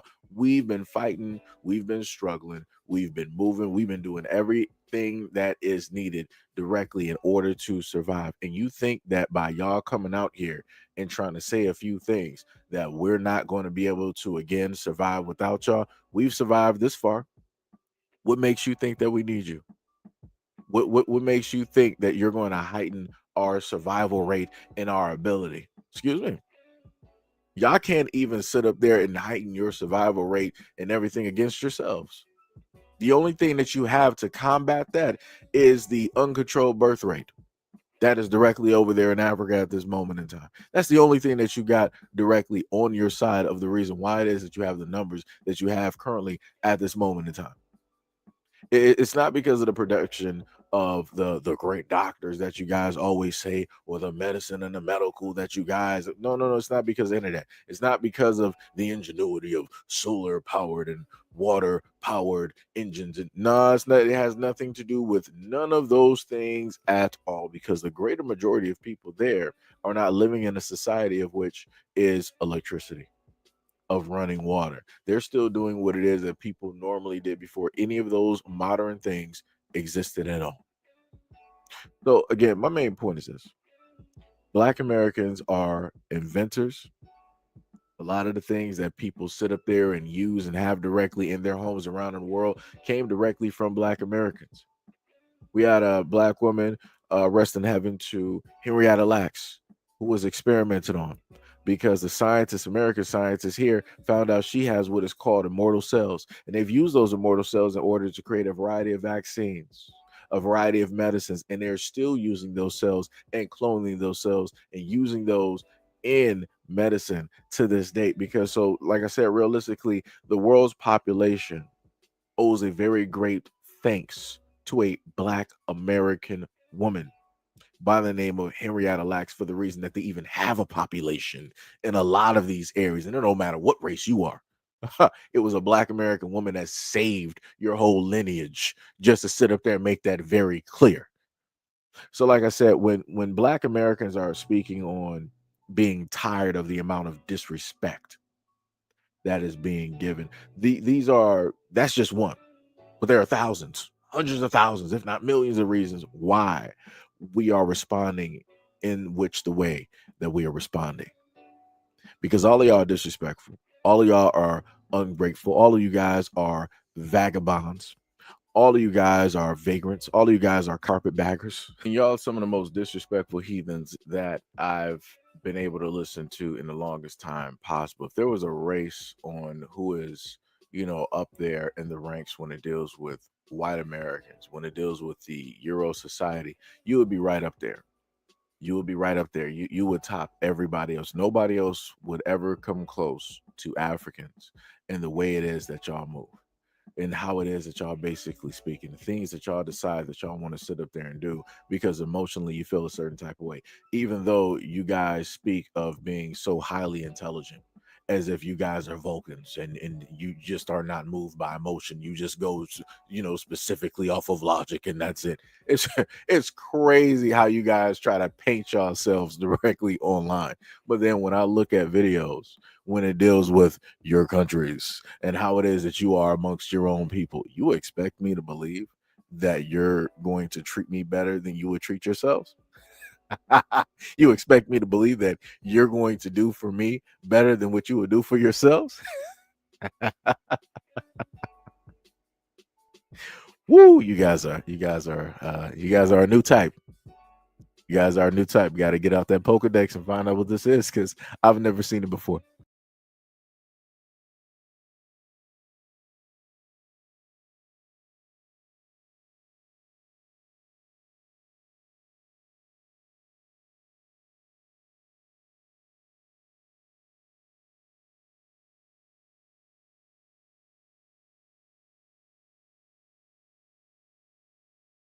A lot of reparations councils that you had people who aren't descendants of enslaved people that was from here, our ancestors, right?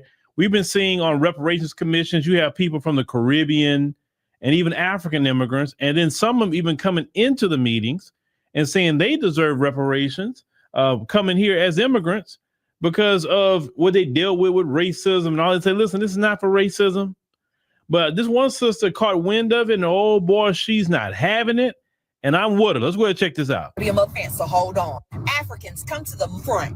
There is no way in hell y'all gonna sit y'all at any kind of council, any kind of union, any kind of convention and state that y'all deserve reparations. Have y'all lost your entire minds? You are not gonna co-op anything that Black people in America, descendants of slavery, descendants of chattel slavery, have gone through. The only that's gonna get reparations is us. Matter of fact, y'all need to be paying us reparations for actually selling us off and being part of that. I really think y'all off y'all can rockers. Just because you came to America does not mean you deserve reparations. Y'all sounding like white folks at this goddamn point. I swear, Black folks can't, and I mean African Americans knocking Africans. The disrespect, the level of disrespect that y'all have for us and what our ancestors have gone through is baffling. You don't deserve reparations. If your aunt was born in Africa and you came here for a better life due to us getting our civil rights and opening the door for us, you got what you needed. You got a green card. You got a visa. You brought your family over here.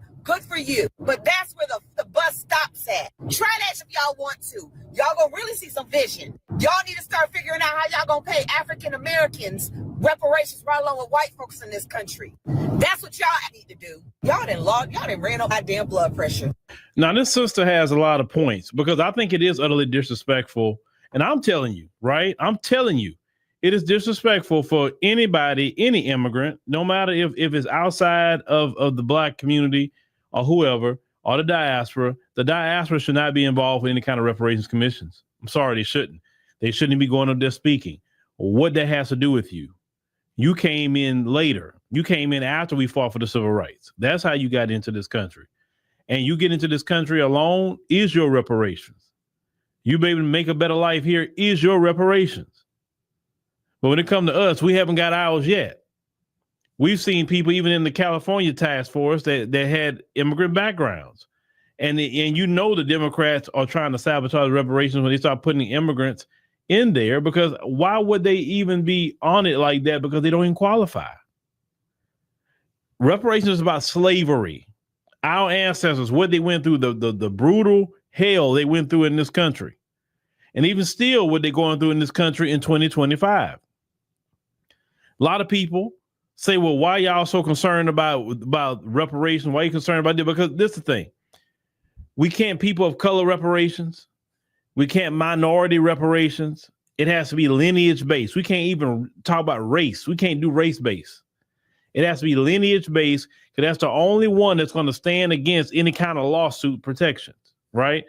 If you go by race, then if you say, okay, yeah, it's for black people, then that means black immigrants too. They'll be able to get it. So you can't do race. You have to do lineage. Now, in the Caribbean, they are owed reparations. And I hope they get it. You wouldn't see me coming to the Caribbean, going to Jamaica or Barbados or in those places, go and show up to their meetings. They talking about reparations. I'm like, well, hey, I'm here now, so I dealt with some issues. I should get reparations because, hey, I'm a descendant of slaves from America. So, I mean, hey, this is North America. So technically, I should be getting on their reparations. Do you think good and well they would allow me to say that? No, they wouldn't allow me to say it. They wouldn't even go along with that crap. They wouldn't play that with me whatsoever. That I do know in these other countries. Other countries are so serious. I'm telling y'all, especially Africans. They don't play that about foreigners coming to their country and doing things. Because the moment you do something, all eyes is on you. Because you are what? A foreigner. They surely wouldn't let a foreigner come into their meetings where they're trying to get resources for their community. And then here we come talking about we deserve it too, just because we there. We didn't put in on nothing. We didn't pay no taxes. We didn't go through the struggle. We didn't go through anything. But yet we're going to show up in the meeting and say, hey, we deserve reparations. Y'all, that's disrespectful. And when that's said toward the end, talking about creating division, that does create division. And then good and well you're wrong for being in there, because think about it. Why do you think you deserve reparations? Why? Why do you think that? I'm talking about those who feel like you should get it with FBA. It just doesn't make sense. 1 minute you want to say you're not black, you're something else. Then the next minute you want to say you're black. 1 minute you're saying we don't have culture, we don't have this and that and the third. Then the next minute you're cosplaying it. Speaking about that, this one sister I see on YouTube, and shout out to her, Abigail Lucy Mary. She's Nigerian. She makes her content. And every time I see this sister, she is wearing her Nigerian clothing. And I love that she wears her Nigerian clothing. You know why? Because she's true to being a Nigerian. She's not cosplaying an FBA. She's being a Nigerian woman. And see, you all understand, a lot of these other groups, they're not proud of their heritage. Like Abigail Lucy Mary is proud Nigerian woman. And like I say, I respect her for that. Well, a lot of them not even respect their own heritage, but they'll cosplay us. And some of them will say, we don't have no culture. Yeah, wearing our culture, not wearing their own culture. Right? But when it comes to reparations, you're going to have all this happening, brothers and sisters. You're going to have people, all kind of people. Listen, the folks is going to try to get in on it too. Because this is the folks angle going to be. Well, I have some DNA, and they say I got some, slave DNA. And so, I should be able to get at least 5%, 10% of reparations payments because look at my DNA. I'm like, no, Brad, no, you can't get it. Nope. You can't come in here and get it when your ancestors had us enslaved. Well, see, that's where you're wrong, buddy, because my family immigrated here in the 1940s. So we didn't have no slaves. We were actually in Europe. Like Well, I don't know if your family had slaves in Europe, because slavery was going on in Europe too. So that doesn't excuse you. But the simple fact is, because of all the wealth that was built in this country, allowed you to immigrate here. So because of the life you live in now, you owe reparations too to FBA. It's just that simple. Anybody that immigrated here, you can't say nothing because you live in the life that you want. You can't get in on our reparations, what we got going on. It just don't work like that. Now, sometimes people think that anything that we get, they supposed to get. And that's kind of like how all immigrants act for the most part. If it's for black people, it means for them too. No. See, one thing they don't like about delineation is that delineation puts up a wall. It puts up a boundary. And everybody been having like access to us forever. And because of this wall and boundary that's been put up, they'll say it's divisive. They say it's this, is that, because a wall been put up, and say, no, you're not going to just have access to us and what comes along with us. If you want to have access to us, it's going to be on some reciprocal basis. There's not going to be no, oh, well, I'm just going to do it because I go to church, because we watched a lot of our grandmothers do a lot of nice things for y'all, being good Christian women, and y'all didn't do them right. You didn't. We're being racist toward them, and they turn the other cheek. This generation is not going to turn the other cheek with you. We're not going to be our grandparents that are just like, oh, forgive. No. Well, they tried that, didn't work. So now you got the children of our grandparents. And we saying, no, we need anybody we deal with, it has to be reciprocal, transactional. Because when we tried the other way, it didn't work. So now you got to try something new. And that's what we're doing. And a lot of people don't like it. You're not getting the reparations money. It's just not happening. It's enough y'all get all these immigrant set-asides that we don't get. So y'all get immigrant set-asides that we don't get, loans, SBA loans, and all kinds of things y'all got as immigrants. But then you want in on our reparations. Like, well, come on, man. That really pisses people off in our community. Because we see it's just a hustle for you. Reparations don't mean nothing to you. It's just another check that you're trying to get in on. And FBA is not gonna stand for it. Have respect. Just like you expect us in your homeland to respect you. But yeah, keep an eye on all that stuff, ladies and gentlemen. And yeah, if you see him in there speaking at a reparations panel, the first thing you get up and say, I hear an accent. You're not an FBA. What are you even doing here? Talking about reparations on the panel. Now, I'm not saying you can't be here in solidarity and support. Not saying that. Hey, yeah, we want all the solidarity and support. But you can't be here interjecting your opinion in the mix. The only thing I want to hear, yeah, we support, because this is the thing, and I keep saying this. If FBAs get reparations, that means the Caribbean gonna get reparations, and that means certain places in the African continent will get reparations. But we got to get it first, because that's the way it works. It starts here and it spreads globally. It's not gonna be no other way around. So just have some respect, ladies and gentlemen. Just have some respect. You know, let us get our reparations. Trust me, it is gonna benefit you in the end.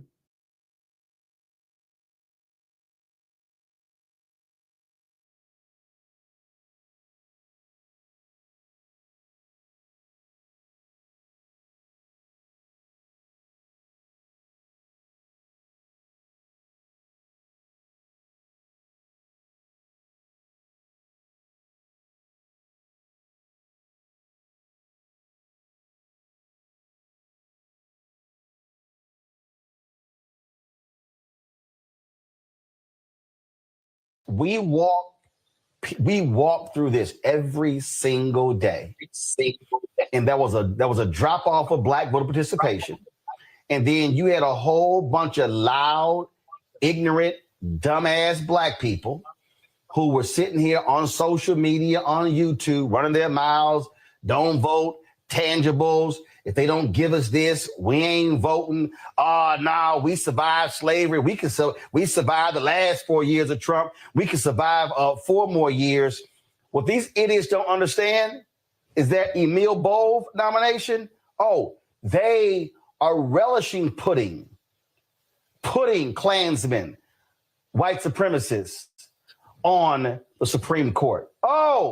They can't wait to replace Alito and Clarence Thomas with a 45 or 48-year-old federal judge who is going to be so hard right that they so far right they'll be damn near left. These folks, they want to shut it all down.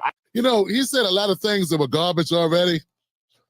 First thing he said was, he made it sound like people didn't vote because of us.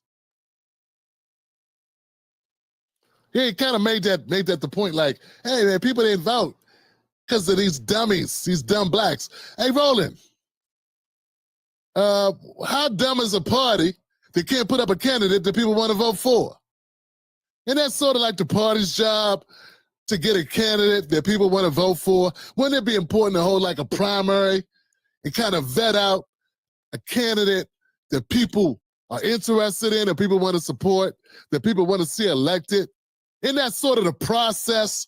Didn't your party screw that all the way up?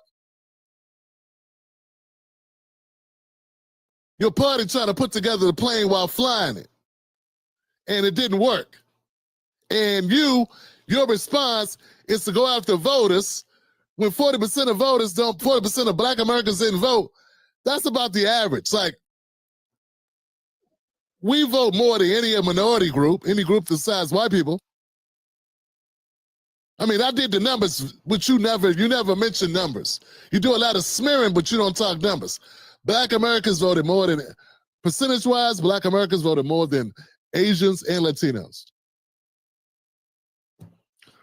Tell me I'm wrong, since you want to go after independent black media. Tell me, am I wrong, Roland? Because I know I'm not, because I did my research. I know what I'm talking about. And I also know the drop-off, as we all know, was present way before the election. Yeah, man, Democrat optimism was at an all-time low. It's still at an all-time low. You want to blame that on black people, huh? Black people at home with internet connections, huh? That's who did it. Greg Card, I have no respect for him. Look at him giggling. Supposed to be a professor at the Black Howard University. And what does he do? Keying with lame Roland. And the same thing with, I don't know the sister in the glasses. I consistently said they want to defund black America. They want to strip everything when it comes to civil rights. They want to strip economic rights. They want it all. Who cares? Black people been stuck at the bottom for... Revolutionary salute to our queen. Lala go harder for the donation to the war chest. Revolution is a way of life. Absolutely appreciate the love, queen. Salute. 50 years messing with your Democratic Party. And what you want to do, keep messing with them. You just want to keep messing with him and keep messing with him. I say, Roland, he wants to do all these wolf tickets online, right? Roland, me and you can have a conversation, sir. The Black Truth Challenge continues. Roland Martin, you're up.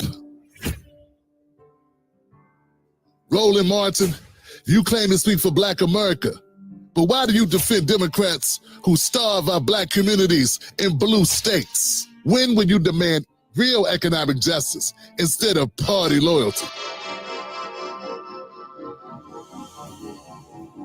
Right now, tag somebody in the comments section that's dodging the issues that concern Black Americans. Tag them right now. Hashtag Black Truth Challenge. Gotta use the hashtag Black Truth Challenge. Family, let's make this trend. Rolling. The clock's ticking. Answer us. Who's next? Tim Black Show. Out. We gotta have a conversation, Roland, on my channel because you'll cut mics, because you're a coward. Roland, Black home ownership hasn't moved since the 70s. Since 1970. It's stuck at 40%. That's under your Democratic Party. You gonna blame Republicans for that? Why are we gonna blame Democrats who have been in office a number of times and also had the House and the Senate at various stages and always had the executive pen? So who you gonna blame for that one, Roland? Whose fault is that? Are you gonna go out to internet people? Roland, we've been stuck at 40% before there was the internet, Roland. We've been stuck at 40%, Roland, before there was the internet, Roland. And also, if I go back and look at the numbers, we had the internet when Biden ran, and guess what? We didn't affect the numbers, Roland. See, look, guys, man, we're dealing with a person that's a disingenuous liar. Then we got Carr, who's a sad man. He's like Ed McMahon to Johnny Carson, but Roland's not funny nor interesting, just loud and full of I don't know, man, embalming fluid. I don't know what that is. What is that? Hormones. Women, he's got women characteristics. Where's your man shit? Do you have any bass in your voice at all, Roland? When I'm talking to you, man, when I'm listening to you, it's difficult because I don't even sense any testosterone at all in your body. At all. Is it all gone? Take a supplement. But forget the jabs. Forget the cheap jabs. Roland. The Black Channel, Phil Scott, me, Tariq Nasheed, Vicky Dillard. All these people. I think I for Elite was here too. Number of channels. We all had internet connections. We all had channels. Joe Biden. Joe Biden got the most number of votes of any presidential candidate. He even beat out Barack Obama, right? How do you explain that, Roland? We weren't so effective, huh? We weren't so effective against Joe Biden, right? Because I never supported the Democratic president. Not since I had a show. I've never once supported the Democratic president since I had a show. And since that's the case, Roland, and I've been doing politics for 13 years now, Roland, since you want to blame us for shutting down the vote, why come we weren't able to shut down the vote when Joe Biden was running? I mean, you want to talk, Roland? So now we get strength when you lose. But when you win, explain then. Explain it, Roland. See, that's when I would shut up and let you talk. And everybody listening would see you, hear you, do a bunch of word salad. And they would know you're full of shit, Roland. It only works on your channel because you got a bunch of boomers who got to have somebody to believe in. For some reason, they believe in you. And you got sycophants like Carr and I forget the other ladies' names. But it won't work with an audience that ain't already your friend because they can tell bullshit when they hear it. Very simple logic, Roland. I'm going to go to the next clip. Roland. Poland. If we are so detrimental, we caused your party to lose, which is crazy. Sort of like you Bama's that believe in the Russia hoax. Yeah, a couple $100,000 worth of Facebook ads through an election, right? You were speaking that bullshit, weren't you? Weren't you one of those people out here spreading that lie that the Russians stole the election? I know you were, Roland.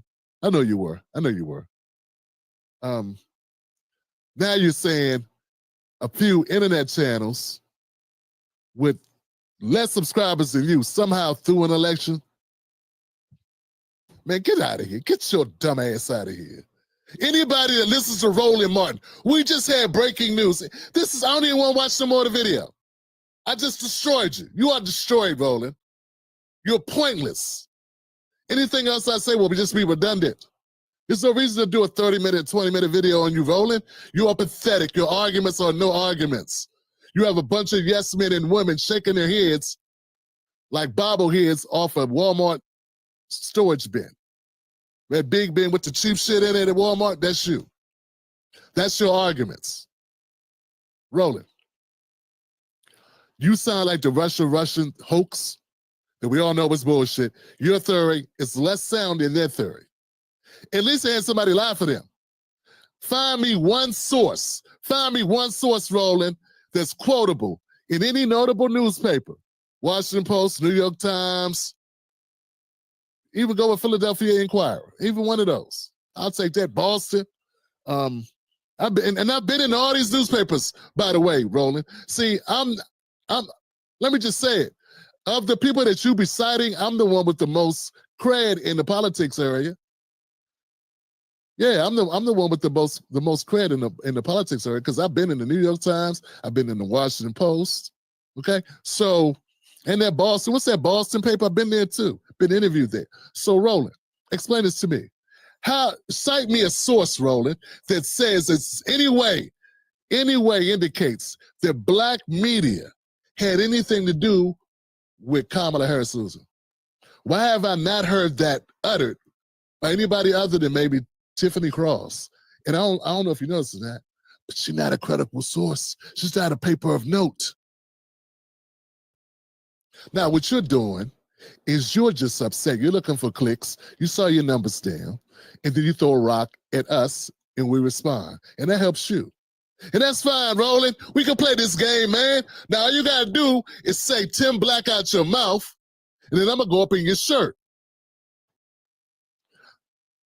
Then I'm going to go up in your shirt, Roland, because you don't have comebacks for me. You ain't going to have any responses for me, Roland. Nothing factual. You're just going to get loud, start screaming. You're going to catch menstrual cramps, and you're going to run off the set because you have no response to credible questions. They upend you, Roland. Anybody watching from Roland Martin's show, let me say this. Look, I do not mean to have to name call Roland Martin. Roland Martin, I have no respect for Roland because Roland has a platform. Instead of using that platform to go after the Democratic Party and to force them to actually deliver for black people, instead what he does is defend the Democratic Party and go after black people that make demands of the party. He is what you call he's what you call Stephen from Django. He is an overseer on a plantation. That's all he is, man. He's a low-level thug for the Democratic Party. He's only upset when he's not getting advertising revenue. This guy does not care that black people are catching hell in this country. This guy does not report on the fact that 38% of the homeless people in LA and Los Angeles are black Americans. That with 50% of the homeless in LA, and all he'll report on is the undocumented people. Because he don't really care about black Americans. He said he does. He said he does, but does he? Because if you have a platform as big as Roland Martin, with an app, with the network, why aren't you pushing? Why aren't you a conduit to force the Democrats? Instead, he goes after people with no power and shames them instead of using his platform to go after the people in power. See, when you got a platform, you're supposed to go after people in power. You know, I'll call out Officer Tatum, but Officer Tatum got 3 million subscribers. I'm punching up. Roland punches down on all the little black people. See, this is a sickness that the older black folks who grew up in like the 70s and the 80s have, right? It's where the only way they lead black people is by shaming them, by degrading them. And for some reason, man, some of us gravitate to it. Luckily, with these millennials and the Gen Zers, we're getting into an age where black people, the new black people, they see through that and they're not going for it. Hence, all the backlash that Obama got when he came out here wagging his finger this time, calling us misogynists for not supporting a candidate that other Democrats didn't want to support. I mean, your own party didn't want to support her. Your own people in power within the Democratic Party did not want to support Kamala. And you assholes, you and Obama want to come out and chastise black Americans for not supporting people that you didn't even support? Your own party members. Nancy Pelosi didn't even want Kamala to be the nominee. The shit out. Get your ass out of here, Roland. You are pathetic. The voters didn't want her. You are still playing that same, you're still talking about an election that's come and gone. It's over. Why y'all numbers suck now? Since you're saying all this shit about how horrible Trump is, why your numbers so bad? You know what? Democrats hate Democratic leadership, and you're a part of them. You're tied to the Democratic leadership, Roland. You are tied to Democratic leadership. You are as pathetic as them. I think, was it 17% of Democrats see you favorably? See the Democratic Party favorably. Congress, the Congressional Black Caucus is dead and rotten and stinking. We need to bury it and get rid of it. And along with it, dinosaur legacy media like you, Roland. Your days are behind you.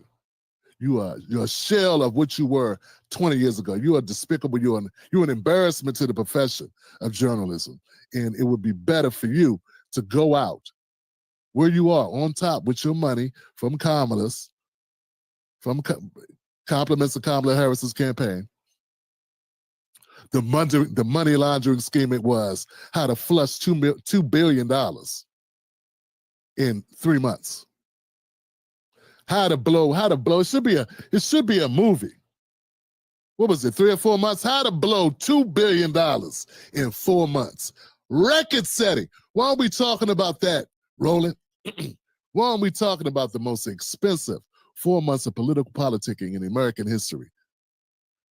Was oversaw by an incompetent former attorney general and senator from the Democratic Party, the state of California. Why aren't you talking about that, Roland? Facts, receipts, $2 billion, 4 months, gone. All right, that's all I got for you, man, for Roland. Let's move on, guys. We got a little bit of time. Guys. Let's go to the comment section. Then I got one.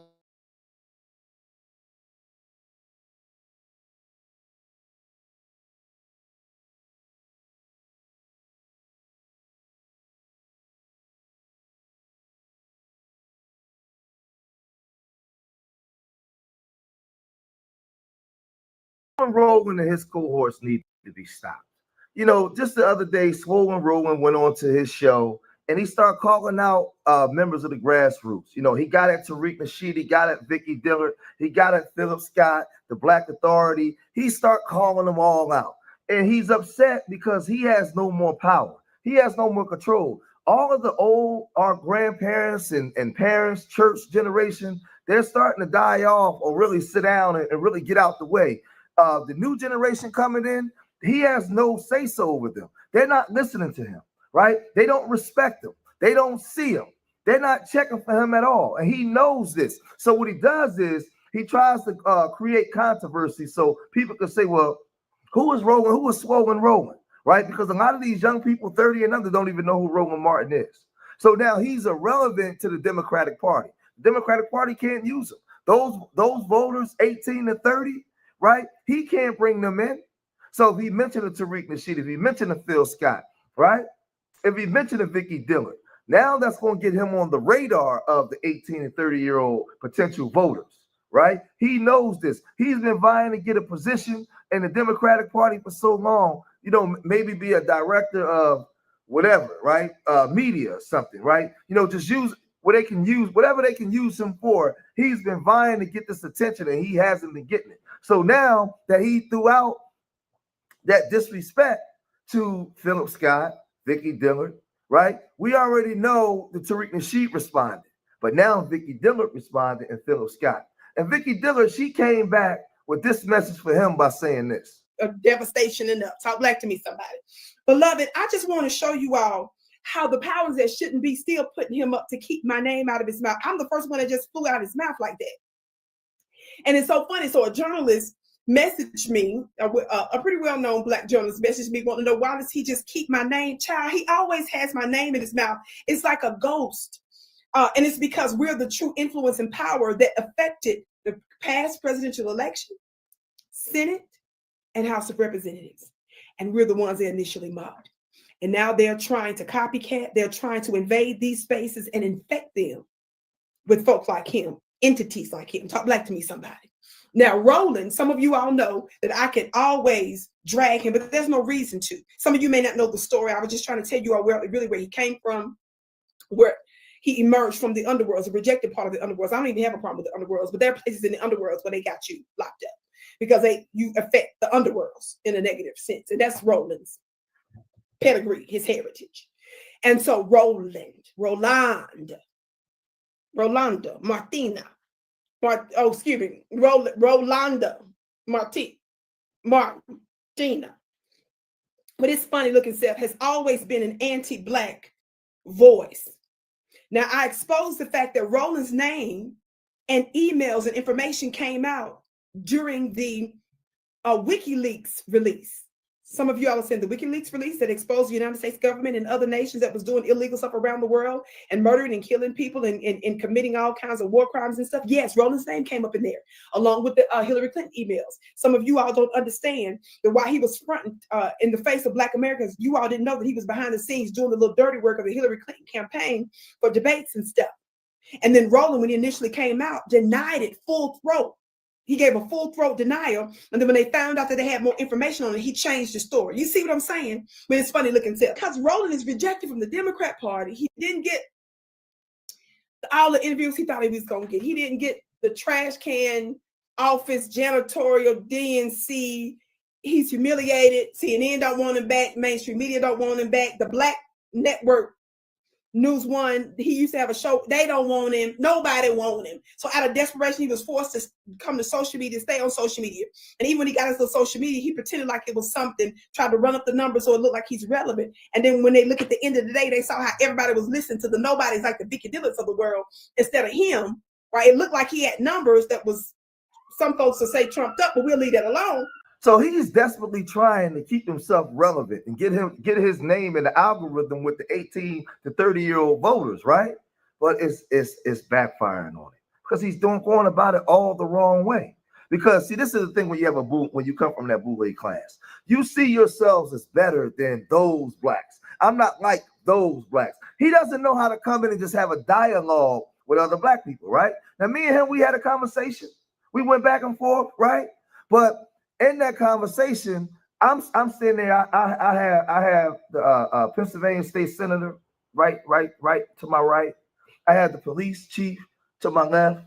I have the mayor standing behind me, right? All of them Black, right? Standing behind me, and I'm real cool. I'm real cool with State Senator Vincent Hughes. We're real tight, right? So I had to be real respectful. I had to be reserved. I'm inside of a church.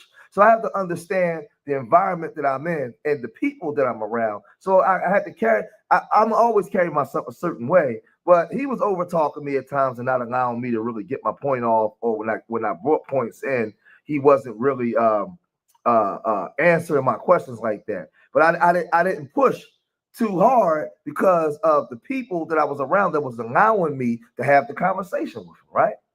So we already know that this guy, he doesn't resonate. He doesn't resonate. And the reason why he doesn't resonate because he had his ego, and you're not as intelligent as him. I'm here to talk down to you as to what you need to do, because I got my marching orders from the big dogs up top. And I've been told to go down here and tell you small Negroes how to think, move, talk, when to talk. All that's the mindset he has. But then Phil Scott, he got wind of this, and he came on and he said this.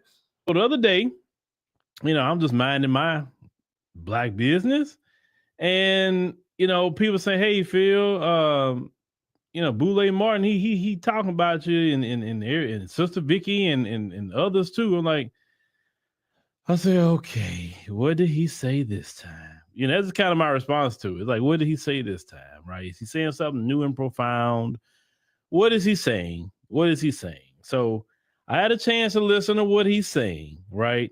And let Boule Martin is really upset because of a few things. One, he has no influence on the culture. No influence. He may have some influence in the church circle, in the church circuit. He may have some influence with the Democrats, or what maybe he do. Well, yeah, actually, he do a little bit with the Democrats. That's why Kamala gave him $350,000 because they felt he had some sort of influence. He's been invited. He was up there at the White House constantly. He was on riding the plane with Kamala Harris. He was up there with him, like he was their homeboy, right? And Roland sold Kamala Harris a bunch of BS. He sold her a BS sandwich. And so she thought, you know what?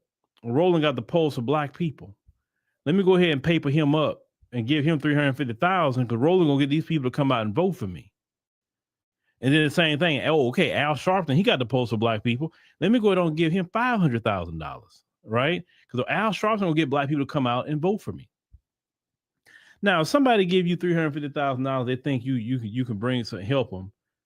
Who's to say Kamala didn't call Boule Martin and ask him on election night, or maybe the day after, Boule Martin, like, bro, no, really? Like, did you see these black numbers? Nobody came out and vote like that. A lot of people staying home. I gave you $350,000 and an interview because I felt that I was trying to reach the black community. Now, you told me at the White House, you better believe if he's talking about us on his show, he talked about us to them. You know good and well he told Kamala and them, don't fool with Philip Scott. Don't talk to him. Don't interview with him. Don't talk to Vicky Dillard. Don't talk to Tariq. Don't talk to Jason Black. Don't talk to Boyce Watkins. The Harris campaign gives him a lot of money. He can't even deliver on anything. Y'all have to understand, he's salty because he blames us for cutting his bag off. He don't believe in reparations for us, but he believes in reparations for him. Listen, $350,000 will do very well for an FBA. That would be a good down payment on some reparations, don't you think? He blamed me and Vicky and Tariq and Jason Black and he blamed us for cutting his bag off. Another thing that he don't like about us is that we diagnose him down to the molecule of what he really is, and not just him, because he's not the only one, but all the Boule Brigade and the Democrat Party, and that they're shilling for the Democrats. Listen, he kept saying it, shilling. That saying that they a Democrat shield hurt their heart. That's why he's saying it in that manner. Because if he did not care that if we were saying you're just a Democrat shield, he wouldn't have been repeating that. The term Democrat shield stick to them like a rat on a glue trap. Because it's true. Listen, things like that can't stick to you if it's not true. If it's a lie. And listen, notice something else. They were trying during the election, they do all this misinformation and disinformation. And then I always tell them, where at? Prove it. Because I show y'all where I get my stuff from. We be reading articles together. We will go read a bill together. You can't come to me with that. I just came up out the blue with some conspiracy theory. I don't like conspiracy. He doesn't like the fact that we say no tangibles, no vote. He don't like that. Because if you go out there and vote for nothing, then hey, he gets his check. He gets paid. You have to understand. He works for the Democrat Party. He works for the DNC. If black people come out to vote, he get a check. If black people don't, he gets cut off. Let's go back to 2020. Do you remember the election of 2020? And I don't know if y'all remember that video of Roland Martin sitting out there outside of a polling location. And they had a long line of black people, and this grown man, good and grown man, gray in his beard, grown man, is crying because black folks are out here voting. He wasn't excited about black people voting in Joe Biden. He was excited that if Joe Biden get in, he's going to get a bag. That's what he was crying about. That was tears of joy for his bank account. You understand?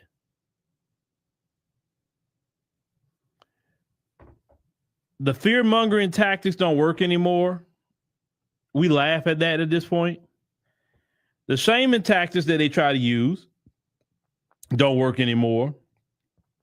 The Trump gonna get you black people and put you black in slavery didn't work.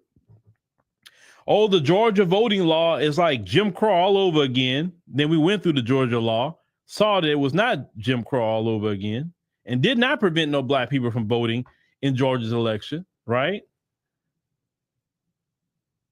Oh, ICE gonna get y'all next, and we're like, okay, the police have been getting us first. So again, their time is over. It's a new day. There's new sheriffs in town, and see when you hear Roland talk, he talks as if we don't understand how the economy works. He talks as if we don't understand the laws within the municipalities of the towns that we live in, the states that we live in.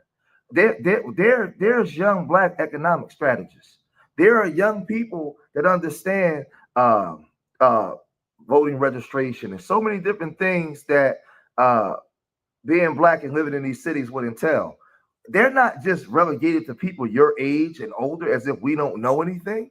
Yeah, we know, right? We're reading the bills too. I live here in Black Philadelphia. There's people in Black Baltimore, right? Black Washington, D.C. They understand what's going on in their cities and what they need to do. Now, is that for everybody? No. But there are Black people between the ages of 25 to 50 that have all the knowledge that you have, Roland, right? You guys really believe that you guys are still, you guys are part of this boule class, that you still really have control. No, those days are over. There's a young generation that was birthed up, and we're now asking questions. We're looking around and saying, hey, we're being gentrified out of the communities that we live in. You guys haven't provided a remedy. You guys haven't. So why are we going to continue to keep voting for a party that's bringing in illegals, giving them housing, money, and replacing us as a voting bloc? And y'all sitting there watching it happen. And when we ask, what is Black Philadelphia going to look like by 2035? What is Black Chicago going to look like by 2035, Roland? That's not something that you want to talk about. You're supporting the Democrats in whatever they do in hopes that they give you a position. And you're going to talk down to the grassroots people as if we don't know what we're talking about. We just leading people astray. And those fear tactics don't work anymore. Well, or they going for those Latinos. Next thing you know, they're going to come for you. They never stop coming for us, Roland. It's never stopped. It's been a 400-year onslaught on our image and many things. Roland, we know this. But Roland, your time is up. The younger people is not resonating with you, right? You've been fired and let go from so many platforms because you couldn't get ratings because you are irrelevant. You are irrelevant. And now you try to go out there and get your name in the algorithm by going after the grassroots, and it's backfired on you. So I don't know, man. Let me know what you guys think about Swollen Roland, man. We're gonna cut this video short. Cool, follow me.